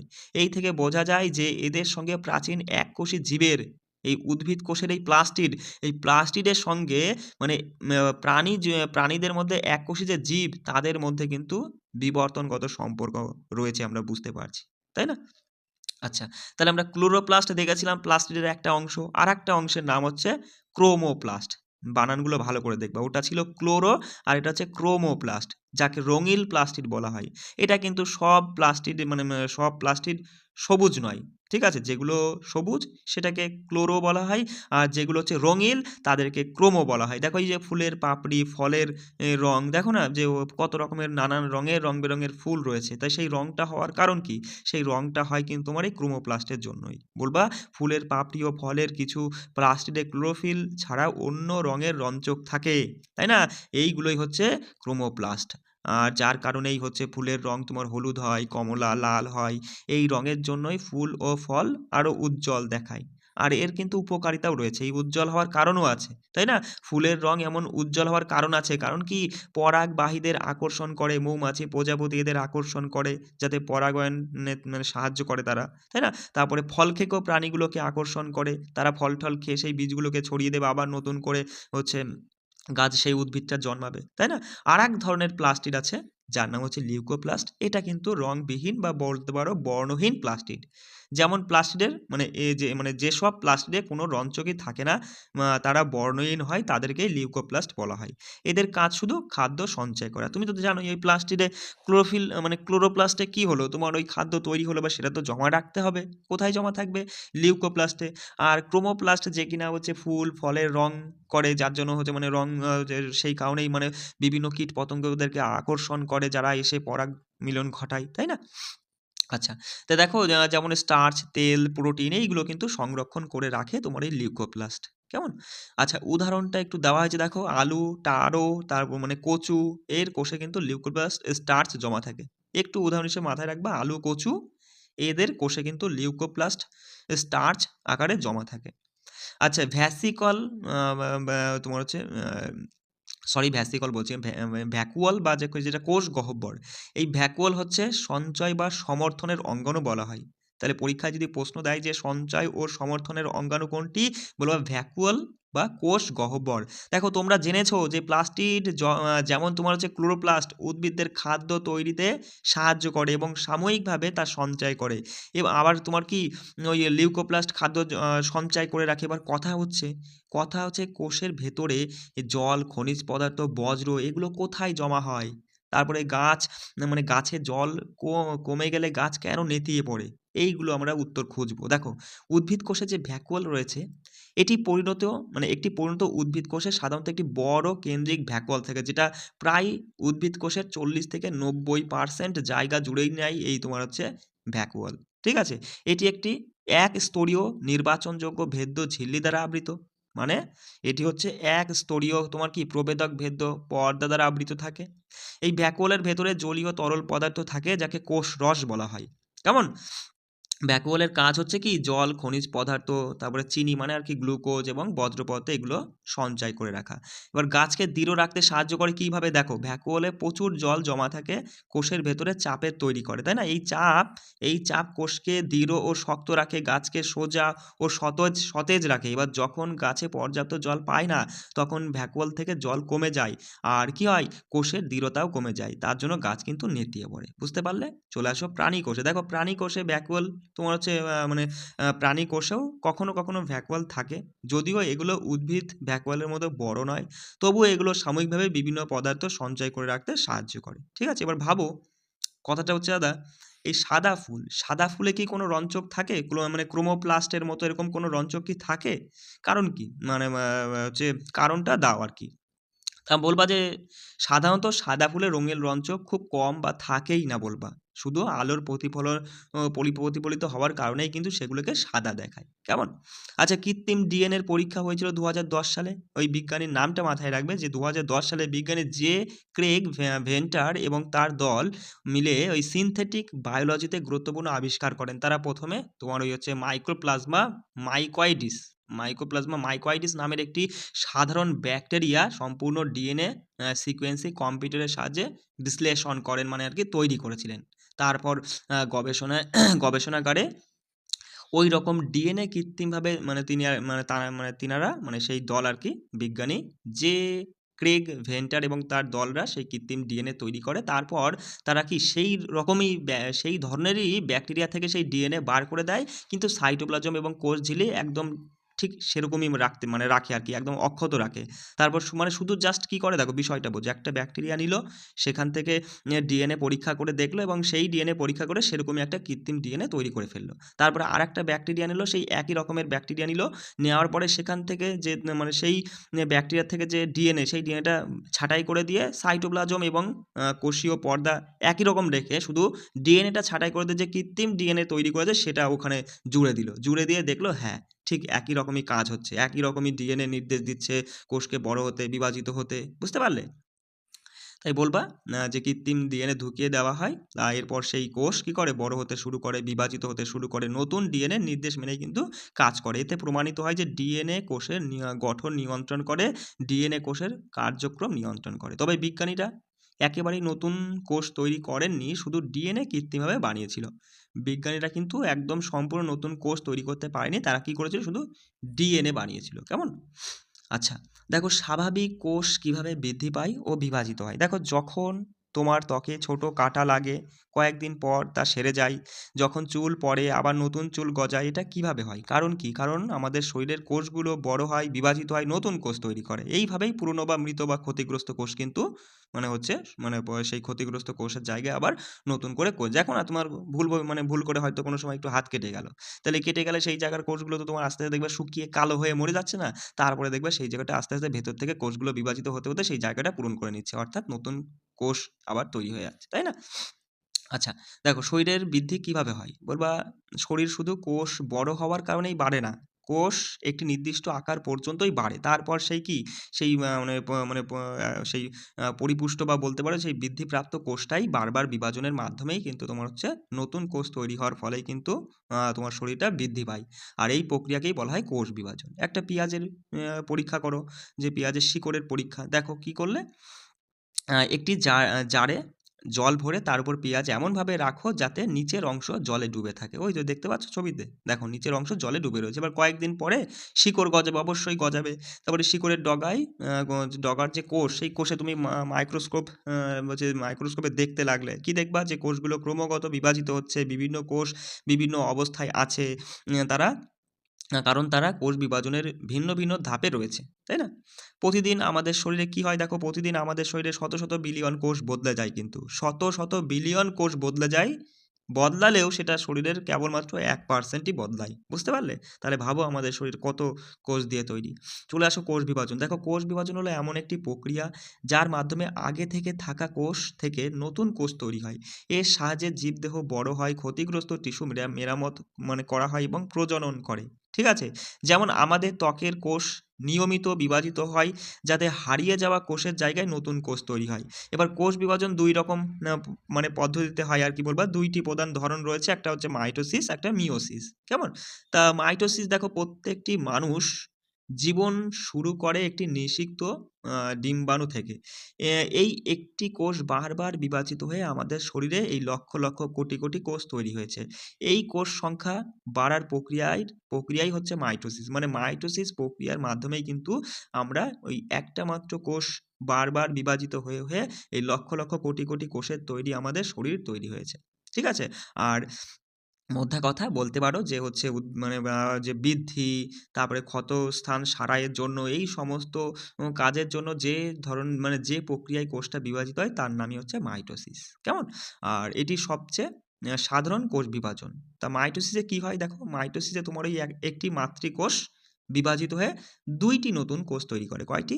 ২ টি নতুন কোষ তৈরি করে। আর যেই দুটো নতুন যে কন্যা কোষ, যে নতুন কোষ তৈরি হলো, তাদের কিন্তু জিনগতভাবে একদম একই রকমই হয়, একই ডিএনএ বহন করে, একই সংখ্যক ক্রোমোজোম থাকে। গুরুত্বপূর্ণ, মাথায় রাখবা যে মাতৃকোষের সমান একই সংখ্যক ক্রোমোজোম থাকে, যেমন মাতৃকোষের ছিল। ফলে শরীরের কোষের জিনগত তথ্য একই থাকে, তাই না? আচ্ছা, আর মাইটোসিসের গুরুত্ব কি? দেখো, এটি সাহায্য করে এই যে যেটা বললাম, যে দেহের বৃদ্ধি, ক্ষত সারানোর জন্য, পুরনো কোষ বদলানোর জন্য, অযৌন প্রজননের জন্য কিন্তু তোমার এই মাইটোসিস পদ্ধতিতে কোষ বিভাজিত হয়। চলে আসো মিয়োসিস। বলবা মিয়োসিস হলো এমন এক ধরনের কোষ বিভাজন যার মাধ্যমে গ্যামেট তৈরি হয়। গ্যামেট কোনগুলো? ওই যে শুক্রাণু, ডিম্বাণু। এই এটি শুধু প্রজননের অঙ্গের কোষ। শুক্রাণু, ডিম্বাণু হচ্ছে প্রজনন অঙ্গের কোষ। প্রাণীতে মিয়োসিস কোথায় হয়? দেখো, মানুষসহ প্রাণীদের ক্ষেত্রে পুরুষের অন্ডকোষ আর নারীদের ডিম্বকোষ। এই অন্ডকোষ থেকে শুক্রাণু তৈরি হয়, আর ডিম্বাশয় থেকে তোমার এই ডিম্বাণু তৈরি হয়, তাই না? তা বলবা। আর উদ্ভিদের ক্ষেত্রে তোমার ওই মিয়োসিস হয় ফুলের পুংকেশর, যেখান থেকে পরাগ রেণু, আর ডিম্বাশয় যেখানে ডিম্বকোষ তৈরি হয়, তাই তো? এবার দেখো এই মিয়োসিসে কি হয়। মিয়োসিসে মাতৃকোষ দুইবার পরপর ২ বার বিভাজিত হয়ে ৪টি কন্যা কোষ তৈরি করে, ৪টি অপত্য কোষ তৈরি করে। প্রথম বিভাজনের ক্ষেত্রে ২টি কোষ তৈরি হলো, আর প্রত্যেকটি কোষে ক্রোমোজোম সংখ্যা অর্ধেক হয়ে যায়, মাথায় রাখবা। দ্বিতীয় বিভাজনের ক্ষেত্রে ওই ২টি কোষ আবার বিভাজিত হয়ে মোটমাট ৪টি কোষ তৈরি করে, অর্থাৎ শেষে ৪টি কোষ তৈরি হয় যাদের প্রত্যেকের ক্রোমোজোম সংখ্যা কিন্তু মাতৃকোষের অর্ধেক হয়ে যায়। আমরা মাইটোসিসে দেখেছিলাম সমান সংখ্যক থাকে, কিন্তু মিয়োসিসের ক্ষেত্রে অর্ধেক হয়ে যায়, মাথায় রাখবা। এর গুরুত্ব কি? এর ফলে সন্তানের মধ্যে বৈচিত্র্য আসে, জিনগত বৈচিত্র্য তৈরি হয়। তাই সন্তান মা বা বাবার মতো দেখতে হয়, পুরোপুরি নয়, একদম হুবহু নয়, কিছুটা। অনেকে বলে না যে চোখটা তোর বাবার মতো, নাকটা তোর মায়ের মতো হয়েছে, সেইটা কিছুটা বৈশিষ্ট্য কিন্তু হয়। আচ্ছা, নিষেকের সময় কি হয়? বলবা দাদা, নিষেকের সময় যখন ২টি গ্যামেট শুক্রাণু আর ডিম্বাণু মিলিত হয়, আবার স্বাভাবিক ক্রোমোজোম সংখ্যায় ফিরে আসে। অর্ধেক অর্ধেক অর্ধেক অর্ধেক যুক্ত হয়, কি হয়? আবার সেই এক অর্থাৎ সম্পূর্ণতায় ফিরে আসে। তাই বলবা যে ২টি গ্যামেট শুক্রাণু আর ডিম্বাণু মিলিত হয়ে আবার স্বাভাবিক ক্রোমোজোম কিন্তু ফিরে আসে। তারপরে কিন্তু সেটা আবার কি, বিভাজনের মাধ্যমে তোমার কোষ বিভাজনের মাধ্যমে বারবার বিভাজিত হয়ে একটা সম্পূর্ণ শরীর তৈরি হয়ে গেল, তাই তো? দেখো, কোষ সংস্কৃতি বা যাকে বলা হয় সেল কালচার, কি বলছে দেখো, বিজ্ঞানীরা এখন উদ্ভিদ ও প্রাণীর কোষ শরীরের বাইরে ল্যাবে বিশেষ পরিবেশে বড় করতে পারেন। একেই বলা হয় কোষ সংস্কৃতি, তাই না? এখন উন্নত হয়ে গেছে। তা এখন এই উন্নত সময়ে তোমার হচ্ছে বিজ্ঞানীরা এখন উদ্ভিদ এবং প্রাণীর কোষ শরীরের বাইরেই ল্যাবেই কিন্তু তারা বড় করতে পারে। এখন এখানে কি পুষ্টিকর মাধ্যম দেওয়া হয়, সঠিক তাপমাত্রায় রাখা হয়, অম্ল বা ক্ষারত্ব ঠিক রাখা হয়, আর্দ্রতা নিয়ন্ত্রণ করা হয়, জীবাণুমুক্ত পরিবেশে রাখা হয়, এগুলো কিন্তু মাথায় রাখবা। এগুলো সব ঠিকঠাক থাকলে পরে তবেই কিন্তু তুমি ল্যাবেই যে কোনো একটা উদ্ভিদ বা প্রাণী কোষকে তুমি বড় করতে পারবে। ঠিক আছে? আচ্ছা, ব্যবহার দেখো এগুলো কেন ব্যবহার করা হচ্ছে, বিজ্ঞানীরা কেন এমন করছে, কারণ কি? কারণ ওষুধ তৈরিতে, ভ্যাকসিন তৈরিতে, জৈব রাসায়নিক পদার্থ উৎপাদনে, কোষ নিয়ে গবেষণার ক্ষেত্রে এই সমস্ত কাজে লাগানোর জন্য কিন্তু এই কোষ সংস্কৃতি কাজে লাগে, অর্থাৎ মানে শরীরের বাইরে ল্যাবে কোষকে বড় করা হচ্ছে। মাইটোসিস ও মিওসিস ভুল হলে কি হবে? দেখো মাইটোসিস প্রক্রিয়ায় কোষ যখন বিভাজিত হচ্ছে তখন যদি ভুল হয় তাহলে কোষ অনিয়ন্ত্রিতভাবে বিভাজিত হতে থাকবে, তার ফলে টিউমার তৈরি হতে পারে, তাই না? কোষে অস্বাভাবিক ক্রোমোজোম সংখ্যা মানে বৃদ্ধি বাড়তে পারে, তাই তো? আর মিওসিসে ভুল হলে জিনগত রোগ হতে পারে, শরীরের তোমার যে শারীরিক বিকাশে সমস্যা দেখা দিতে পারে, বুঝতে পারলে? তারপরে কি গর্ভপাতের সম্ভাবনা বাড়তে পারে, উর্বরতা কমে যেতে পারে, মাথায় রাখবা। দেখো একজন বিজ্ঞানীর সঙ্গে পরিচয় হও যার নাম হচ্ছে অরুণ কুমার শর্মা। তিনি ছিলেন একজন বিখ্যাত ভারতীয় বিজ্ঞানী। তিনি বিশেষভাবে পরিচিত ছিলেন এই জিনের মানে ক্রোমোজোম নিয়ে গবেষণার জন্য। কি বললাম? এই ভারতীয় একজন বিজ্ঞানী অরুণ কুমার শর্মা, যিনি কিন্তু ক্রোমোজোম নিয়ে গবেষণার জন্য পরিচিত। উদ্ভিদদের শ্রেণীবিন্যাস, বিবর্তন এবং উদ্ভিদ বিকাশ এই সমস্ত বিষয়গুলোর জন্য কিন্তু তিনি পরিচিত। দেখো তিনি উদ্ভিদ ক্রোমোজোম নিয়ে গবেষণার জন্য অনেক নতুন ল্যাব পদ্ধতি আবিষ্কার করেন। তিনি শান্তিস্বরূপ ভাটনাগর পুরস্কার, তারপরে যে পদ্মভূষণ পুরস্কার, এই সমস্ত সম্মান কিন্তু তিনি পেয়েছেন। আচ্ছা ভাবো এবং উত্তর দাও। দেখো কি ভাবতে বলছে আমাদের, বলছে যে একটি কোষ মানে একটি কোষে অনেক ছোট ছোট মাইটোকন্ড্রিয়া থাকে কেন? একটি বড় মাইটোকন্ড্রিয়া থাকলেই তো পারতো। তার কারণ হচ্ছে দেখো, কারণ অনেক ছোট মাইটোকন্ড্রিয়া থাকলে মোট পৃষ্ঠতল বেশি হবে, তার ফলে বেশি পৃষ্ঠতল মানে বেশি রাসায়নিক বিক্রিয়া ঘটবে, আর বেশি রাসায়নিক বিক্রিয়া ঘটা মানে বেশি শক্তি উৎপন্ন হবে। সেই জন্যই কিন্তু ছোট ছোট ছোট ছোট অনেক মাইটোকন্ড্রিয়া থাকে, একটা বড় মাইটোকন্ড্রিয়া কিন্তু থাকে না। কেমন? মাথায় রাখবা। বলছে যদি ত্বকের কোষ মাইটোসিসের বদলে মিওসিসে বিভাজিত হতো তাহলে কাটা জায়গার কি অবস্থা হতো? তাহলে বলবা যে নতুন কোষ স্বাভাবিকভাবে বৃদ্ধি হতো না, ক্রোমোজোম সংখ্যা অর্ধেক হয়ে যেত, ত্বক ঠিকভাবে সারতো না, শরীরের স্বাভাবিক বৃদ্ধি ও মেরামত ব্যাহত হতো, তাই না বস? আচ্ছা, কোষ তত্ত্ব দিয়েছিল বিজ্ঞানীরা, তাই সম্পর্কে জানবো। দেখো জীবজগৎ সম্পর্কে একটি গুরুত্বপূর্ণ পর্যবেক্ষণ হলো সব জীবই কোষ দিয়ে তৈরি, তাই না? তাই এই কোষ তত্ত্বের ইতিহাস দেখো, এই 1838 সালে একজন জার্মান বিজ্ঞানী স্লেইডেনই মাথায় রাখবে, যে স্লেইডেন জানায় যে সব উদ্ভিদ কোষ দিয়ে তৈরি, সব উদ্ভিদ কোষ দিয়ে গঠিত। আর 1839 সালে আরেকজন জার্মান প্রাণী বিজ্ঞানী, স্লেইডেন ছিল উদ্ভিদ বিজ্ঞানী, আর সোয়ান ইনি ছিলেন প্রাণী বিজ্ঞানী, তিনি আবিষ্কার করেন যে তিনি বলেন যে সব প্রাণী কোষ দিয়ে গঠিত, বুঝতে পারলে? পরে 1855 সালে আর একজন জার্মান বিজ্ঞানী রুডলফ ভিরচৌ, তিনি কোষ তত্ত্বকে আরও বিস্তৃত করে বলেন যে নতুন কোষ শুধুমাত্র আগের কোষ থেকেই বারবার বিভাজনের মাধ্যমে কোষ সৃষ্টি হয়, তাই না? আমাদের সব কোষই আদি মাতৃকোষ থেকে উৎপত্তি হয় বা সৃষ্টি হয়, এটা বলেছিল রুডলফ ভিরচৌ। এই তিনজন ব্যক্তির কথা মাথায় রেখেই কিন্তু বিজ্ঞানীরা একসঙ্গে কোষ তত্ত্ব আর কি গঠনের সাহায্য মানে কোষ তত্ত্ব গঠন করতে পেরেছে। বিষয়টা বুঝতে পারলে? তো এই তিনজন ব্যক্তির অবদান কিন্তু অনস্বীকার্য, মাথায় রাখবা। চলে আসো ক্লাসিক্যাল কোষ তত্ত্ব অনুযায়ী, তাহলে আমরা বলতে পারি যে সব জীব এক বা একাধিক কোষ দিয়ে তৈরি। কোষ হলো জীবনের গঠন ও কাজের মৌলিক একক। সব নতুন কোষ আগের থেকেই থাকা যে কোষ, সেই কোষ থেকেই কিন্তু বিভাজনের মাধ্যমে তৈরি হয়েছে, তাই না? এই তথ্য ব্যাকটেরিয়া থেকে শুরু করে মানুষ পর্যন্ত সব জীবকে একই সূত্রে বেঁধে রেখেছে এবং বোঝায় যে কোষ বিভাজনের মাধ্যমে জীবনের ধারাবাহিকতা বজায় থাকে। চলো, কথা হচ্ছে কোষ কি চিরকাল বৃদ্ধি পায় ও বংশবিস্তার করে? কোষ কি চিরকাল বৃদ্ধি পায় এবং চিরকালই কি বংশবিস্তার করে? না বস। কোষ কোষ দেখো নিয়ন্ত্রিতভাবে বৃদ্ধি পায়, নিয়ন্ত্রিতভাবে বিভাজিত হয়, নিজের নির্দিষ্ট স্থানে থাকে, নিজের কাজ সম্পূর্ণ করে, প্রয়োজন ফুরিয়ে গেলে সে মরে যাবে। ঠিক আছে? তাহলে এরপর সেই মৃত কোষের জায়গায় আবার নতুন কোষ তৈরি হবে, যারা আবার একই কাজ করবে, একইভাবে নিয়ন্ত্রিতভাবে বৃদ্ধি পাবে, আবার বিভাজিত হবে, নির্দিষ্ট স্থানে থাকবে, নির্দিষ্ট কাজ করবে, কাজ ফুরিয়ে গেল, মরে গেল। বুঝতে পারলে? তাই প্রত্যেকটি কোষে একটি নির্দিষ্ট জীবনকাল থাকে, প্রত্যেকটি কোষের একটি নির্দিষ্ট জীবন কাল থাকে। বলছে যদি কোষ ঠিক সময়ে না মরে তাহলে কি হবে? চলো দেখে নিই। দেখো কোষ যখন মারা যাওয়ার কথা তখন যদি না মরে অথবা খুব তাড়াতাড়ি মরে যায় তাহলে শরীরের বিভিন্ন সমস্যা দেখা দিতে পারে, তাই না? আচ্ছা, দেখো বলছে যে হচ্ছে কন্ট্রাক্ট ইনহ্যাবিশন বা সংস্পর্শ বাধা আসলে কি? চলো বলছে অনেক প্রাণী কোষে যখন একটি কোষ পাশের কোষের সংস্পর্শে আসে তখন তার বিভাজন বন্ধ হয়ে যায়। এই প্রক্রিয়াকে কন্ট্রাক্ট ইনহেবিশন বলা হয়। গুরুত্বপূর্ণ মাথায় রেখো যে অনেক প্রাণী কোষে যখন একটি কোষ পাশের কোষের সংস্পর্শে আসে তখন তার বিভাজন বন্ধ হয়ে যায়। এই প্রক্রিয়াকে কন্ট্রাক্ট ইনহেবিশন বলা হয়। এর ফলে কোষের বৃদ্ধি নিয়ন্ত্রণে থাকে। দেখো বিষয়টা বোঝো, সিম্পল ছোটোবেলায় তোমরা অনেকেই করেছো যে তুমি আর তোমার বন্ধু সাইকেল চালিয়ে যাচ্ছ, এবার হট করে তোমার সাইকেলের চেনটা পড়ে গেল, এবার তোমার বন্ধুর সাইকেল চালাচ্ছে, এবার তুমি কি করবা, না থেমে তোমার বন্ধুর হাতটা ধরলে, তাহলে পরে একভাবে তোমার বন্ধু চালাচ্ছে আর তোমাকে টেনে নিয়ে যাচ্ছে।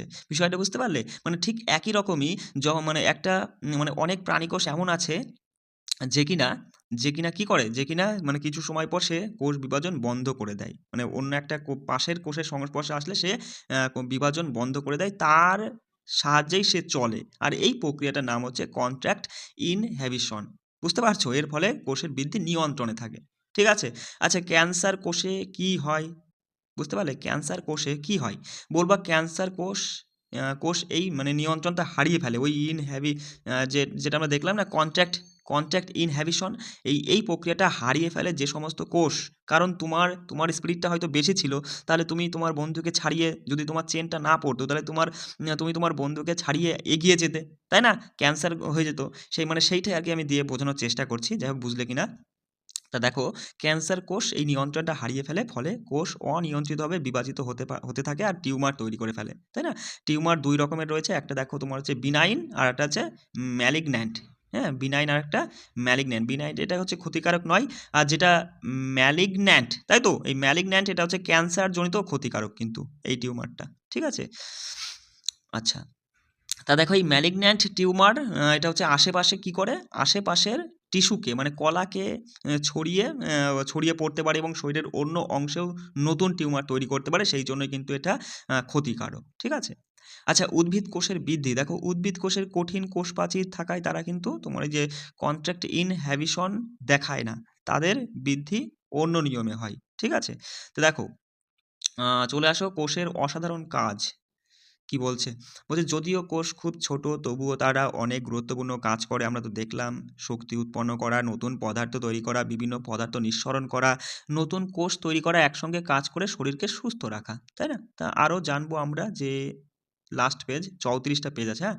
দেখো বলছে যে কোষের নিজের নিয়ন্ত্রিতভাবে মৃত্যুবরণ করার প্রক্রিয়ার পদ্ধতি আছে। এইটাকে কিন্তু তোমার হচ্ছে প্রোগ্রামড ডেথ মানে সেল ডেথ বলা হয়। একটু দেখে নাও যে প্রোগ্রামড সেল ডেথ অর্থাৎ পিসিডির পুরো কথা কি পরীক্ষায় আসতেই পারে, মাথায় রাখবা। প্রোগ্রামড সেল ডেথ মানে কোষের নিজের নিয়ন্ত্রিতভাবে মৃত্যুবরণ করার একটা প্রক্রিয়া বা প্রাকৃতিক পদ্ধতি আছে, যার নামই হচ্ছে প্রোগ্রামড সেল ডেথ বলা হয়। ঠিক আছে। এটি স্বাভাবিক বৃদ্ধি, কোষের মান নিয়ন্ত্রণ, রোগ প্রতিরোধ ক্ষমতা, এই সবের জন্য খুব গুরুত্বপূর্ণ। উদাহরণ হিসেবে বলতে পারো যে দেখো ভ্রূণের হাত গঠনের সময় আঙুলের মাঝখানের কোষগুলো মারা যায়, ফলে আলাদা আলাদা আঙুল তৈরি হয়। যদি মারা নাই যেত তাহলে কিন্তু আমাদের হাতগুলো ওই তোমার হাঁসের পায়ের মতো ওরকম মানে জোরালো থাকতো, জালযুক্ত হতে পারতো। বিষয়টা বুঝতে পারলে? মানে কিছু কোষ একটা নির্দিষ্ট সময়ে মারা যাওয়ারও দরকার আছে, না হলে তো মানে ওই যখন হাত তৈরি হয় ভ্রূণ অবস্থায়, তাই না, তখন কিন্তু হচ্ছে তোমার যদি আঙুলের মাঝের কোষগুলো মারা না যেত তাহলে আমাদের হাত পাগুলো কিন্তু ওই জোরালো থাকতো, ওই ইসের মতো, মানে হাঁসের মতো। বুঝতে পারলে? চলো একজন বিজ্ঞানীর সাথে পরিচয় হও। 1902 সালে অস্ট্রেলিয়ার একজন উদ্ভিদ বিজ্ঞানী, তোমার ওই হচ্ছে গটলিভ হ্যাভারল্যান্টন। ঠিক আছে, একটু দেখে নাও কি বলছে। গটলিভ হ্যাভারল্যান্ডট।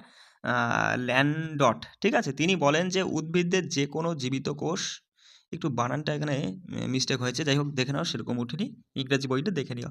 বলছে উদ্ভিদের যে কোনো জীবিত কোষ, এমনকি সম্পূর্ণ পরিণত কোষও একটি উপযুক্ত পুষ্টি ও অনুকূল পরিবেশ পায়, তাহলে একটি সম্পূর্ণ নতুন উদ্ভিদ পরিণত হতে পারে। এই বিশেষ ক্ষমতাকে তোমার এই যে টোটিপোটেন্সি বলা হয়। গুরুত্বপূর্ণ, মাথায় রাখবে, ভালো তথ্য কিন্তু, যে উদ্ভিদদের যে কোনো জীবিত কোষ, এমনকি সম্পূর্ণ পরিণত কোষও যদি উপযুক্ত পুষ্টি ও অনুকূল পরিবেশ পায় তাহলে একটি সম্পূর্ণ নতুন উদ্ভিদ তৈরি হতে পারে। এই বিশেষ ক্ষমতাকে টোটিপোটেন্সি বলা হয়। টোটিপোটেন্সি বলে। এটা কে বলেছিল? বিজ্ঞানী, এইটুকু মাথায় রেখো যে বিজ্ঞানী গটলিব বলেছিলেন। ঠিক আছে, একজন অস্ট্রেলিয়ান উদ্ভিদ বিজ্ঞানী। এই দেখো এর অর্থ কি? এর অর্থ হচ্ছে একটি উদ্ভিদ কোষ পুরো নতুন উদ্ভিদ তৈরি করতে পারে। এই ধারণার উপর ভিত্তি করেই কিন্তু তৈরি হচ্ছে প্লান্ট টিস্যু কালচার টেকনোলজি। আর এটি আজকালকার যুগে কৃষি এবং বিজ্ঞান মানে উদ্ভিদ বিজ্ঞানে খুবই গুরুত্বপূর্ণ। দেখো না আখের এক টুকরো আখ, পুরো আখটার মানে গোড়া সমেত না লাগিয়ে বা বিভিন্ন উদ্ভিদ আছে যেমন ফুল গাছ যার হচ্ছে একটা ডালের এক টুকরো গোলাপ গাছ যেমন ডালের এক টুকরো লাগিয়েই কিন্তু তুমি হচ্ছে কি করতে পারো? পুরো একটা নতুন উদ্ভিদ তৈরি করতে। সেই সম্পর্কে কিন্তু এই গড বিলিভ তিনি কিন্তু ধারণা দিয়েছিলেন। আর সেই প্রক্রিয়াটার নামই হচ্ছে তোমার টোটোপোটেন্সি। ঠিক আছে? এই ছিল তোমার হচ্ছে কোষ। নতুন বইয়ের একদম এক একটা লাইন খুঁটিয়ে, খুঁটিয়ে আমি তুলেছি সেই জন্য কিন্তু 34টা পেজ হয়েছে। এইভাবে প্রত্যেকটা অধ্যায় তোমাদের করিয়ে দেবো, চিন্তা করতে হবে না। আর সমস্ত ক্লাসগুলো তুমি পাবে। কিন্তু সমস্ত পিডিএফগুলো তোমাকে নিতে হলে আমাদের টেলিগ্রামে যুক্ত হতে হবে। ঠিক আছে? আর সবাই ভালো করে পড়ো। রাখছি। জয় হিন্দ।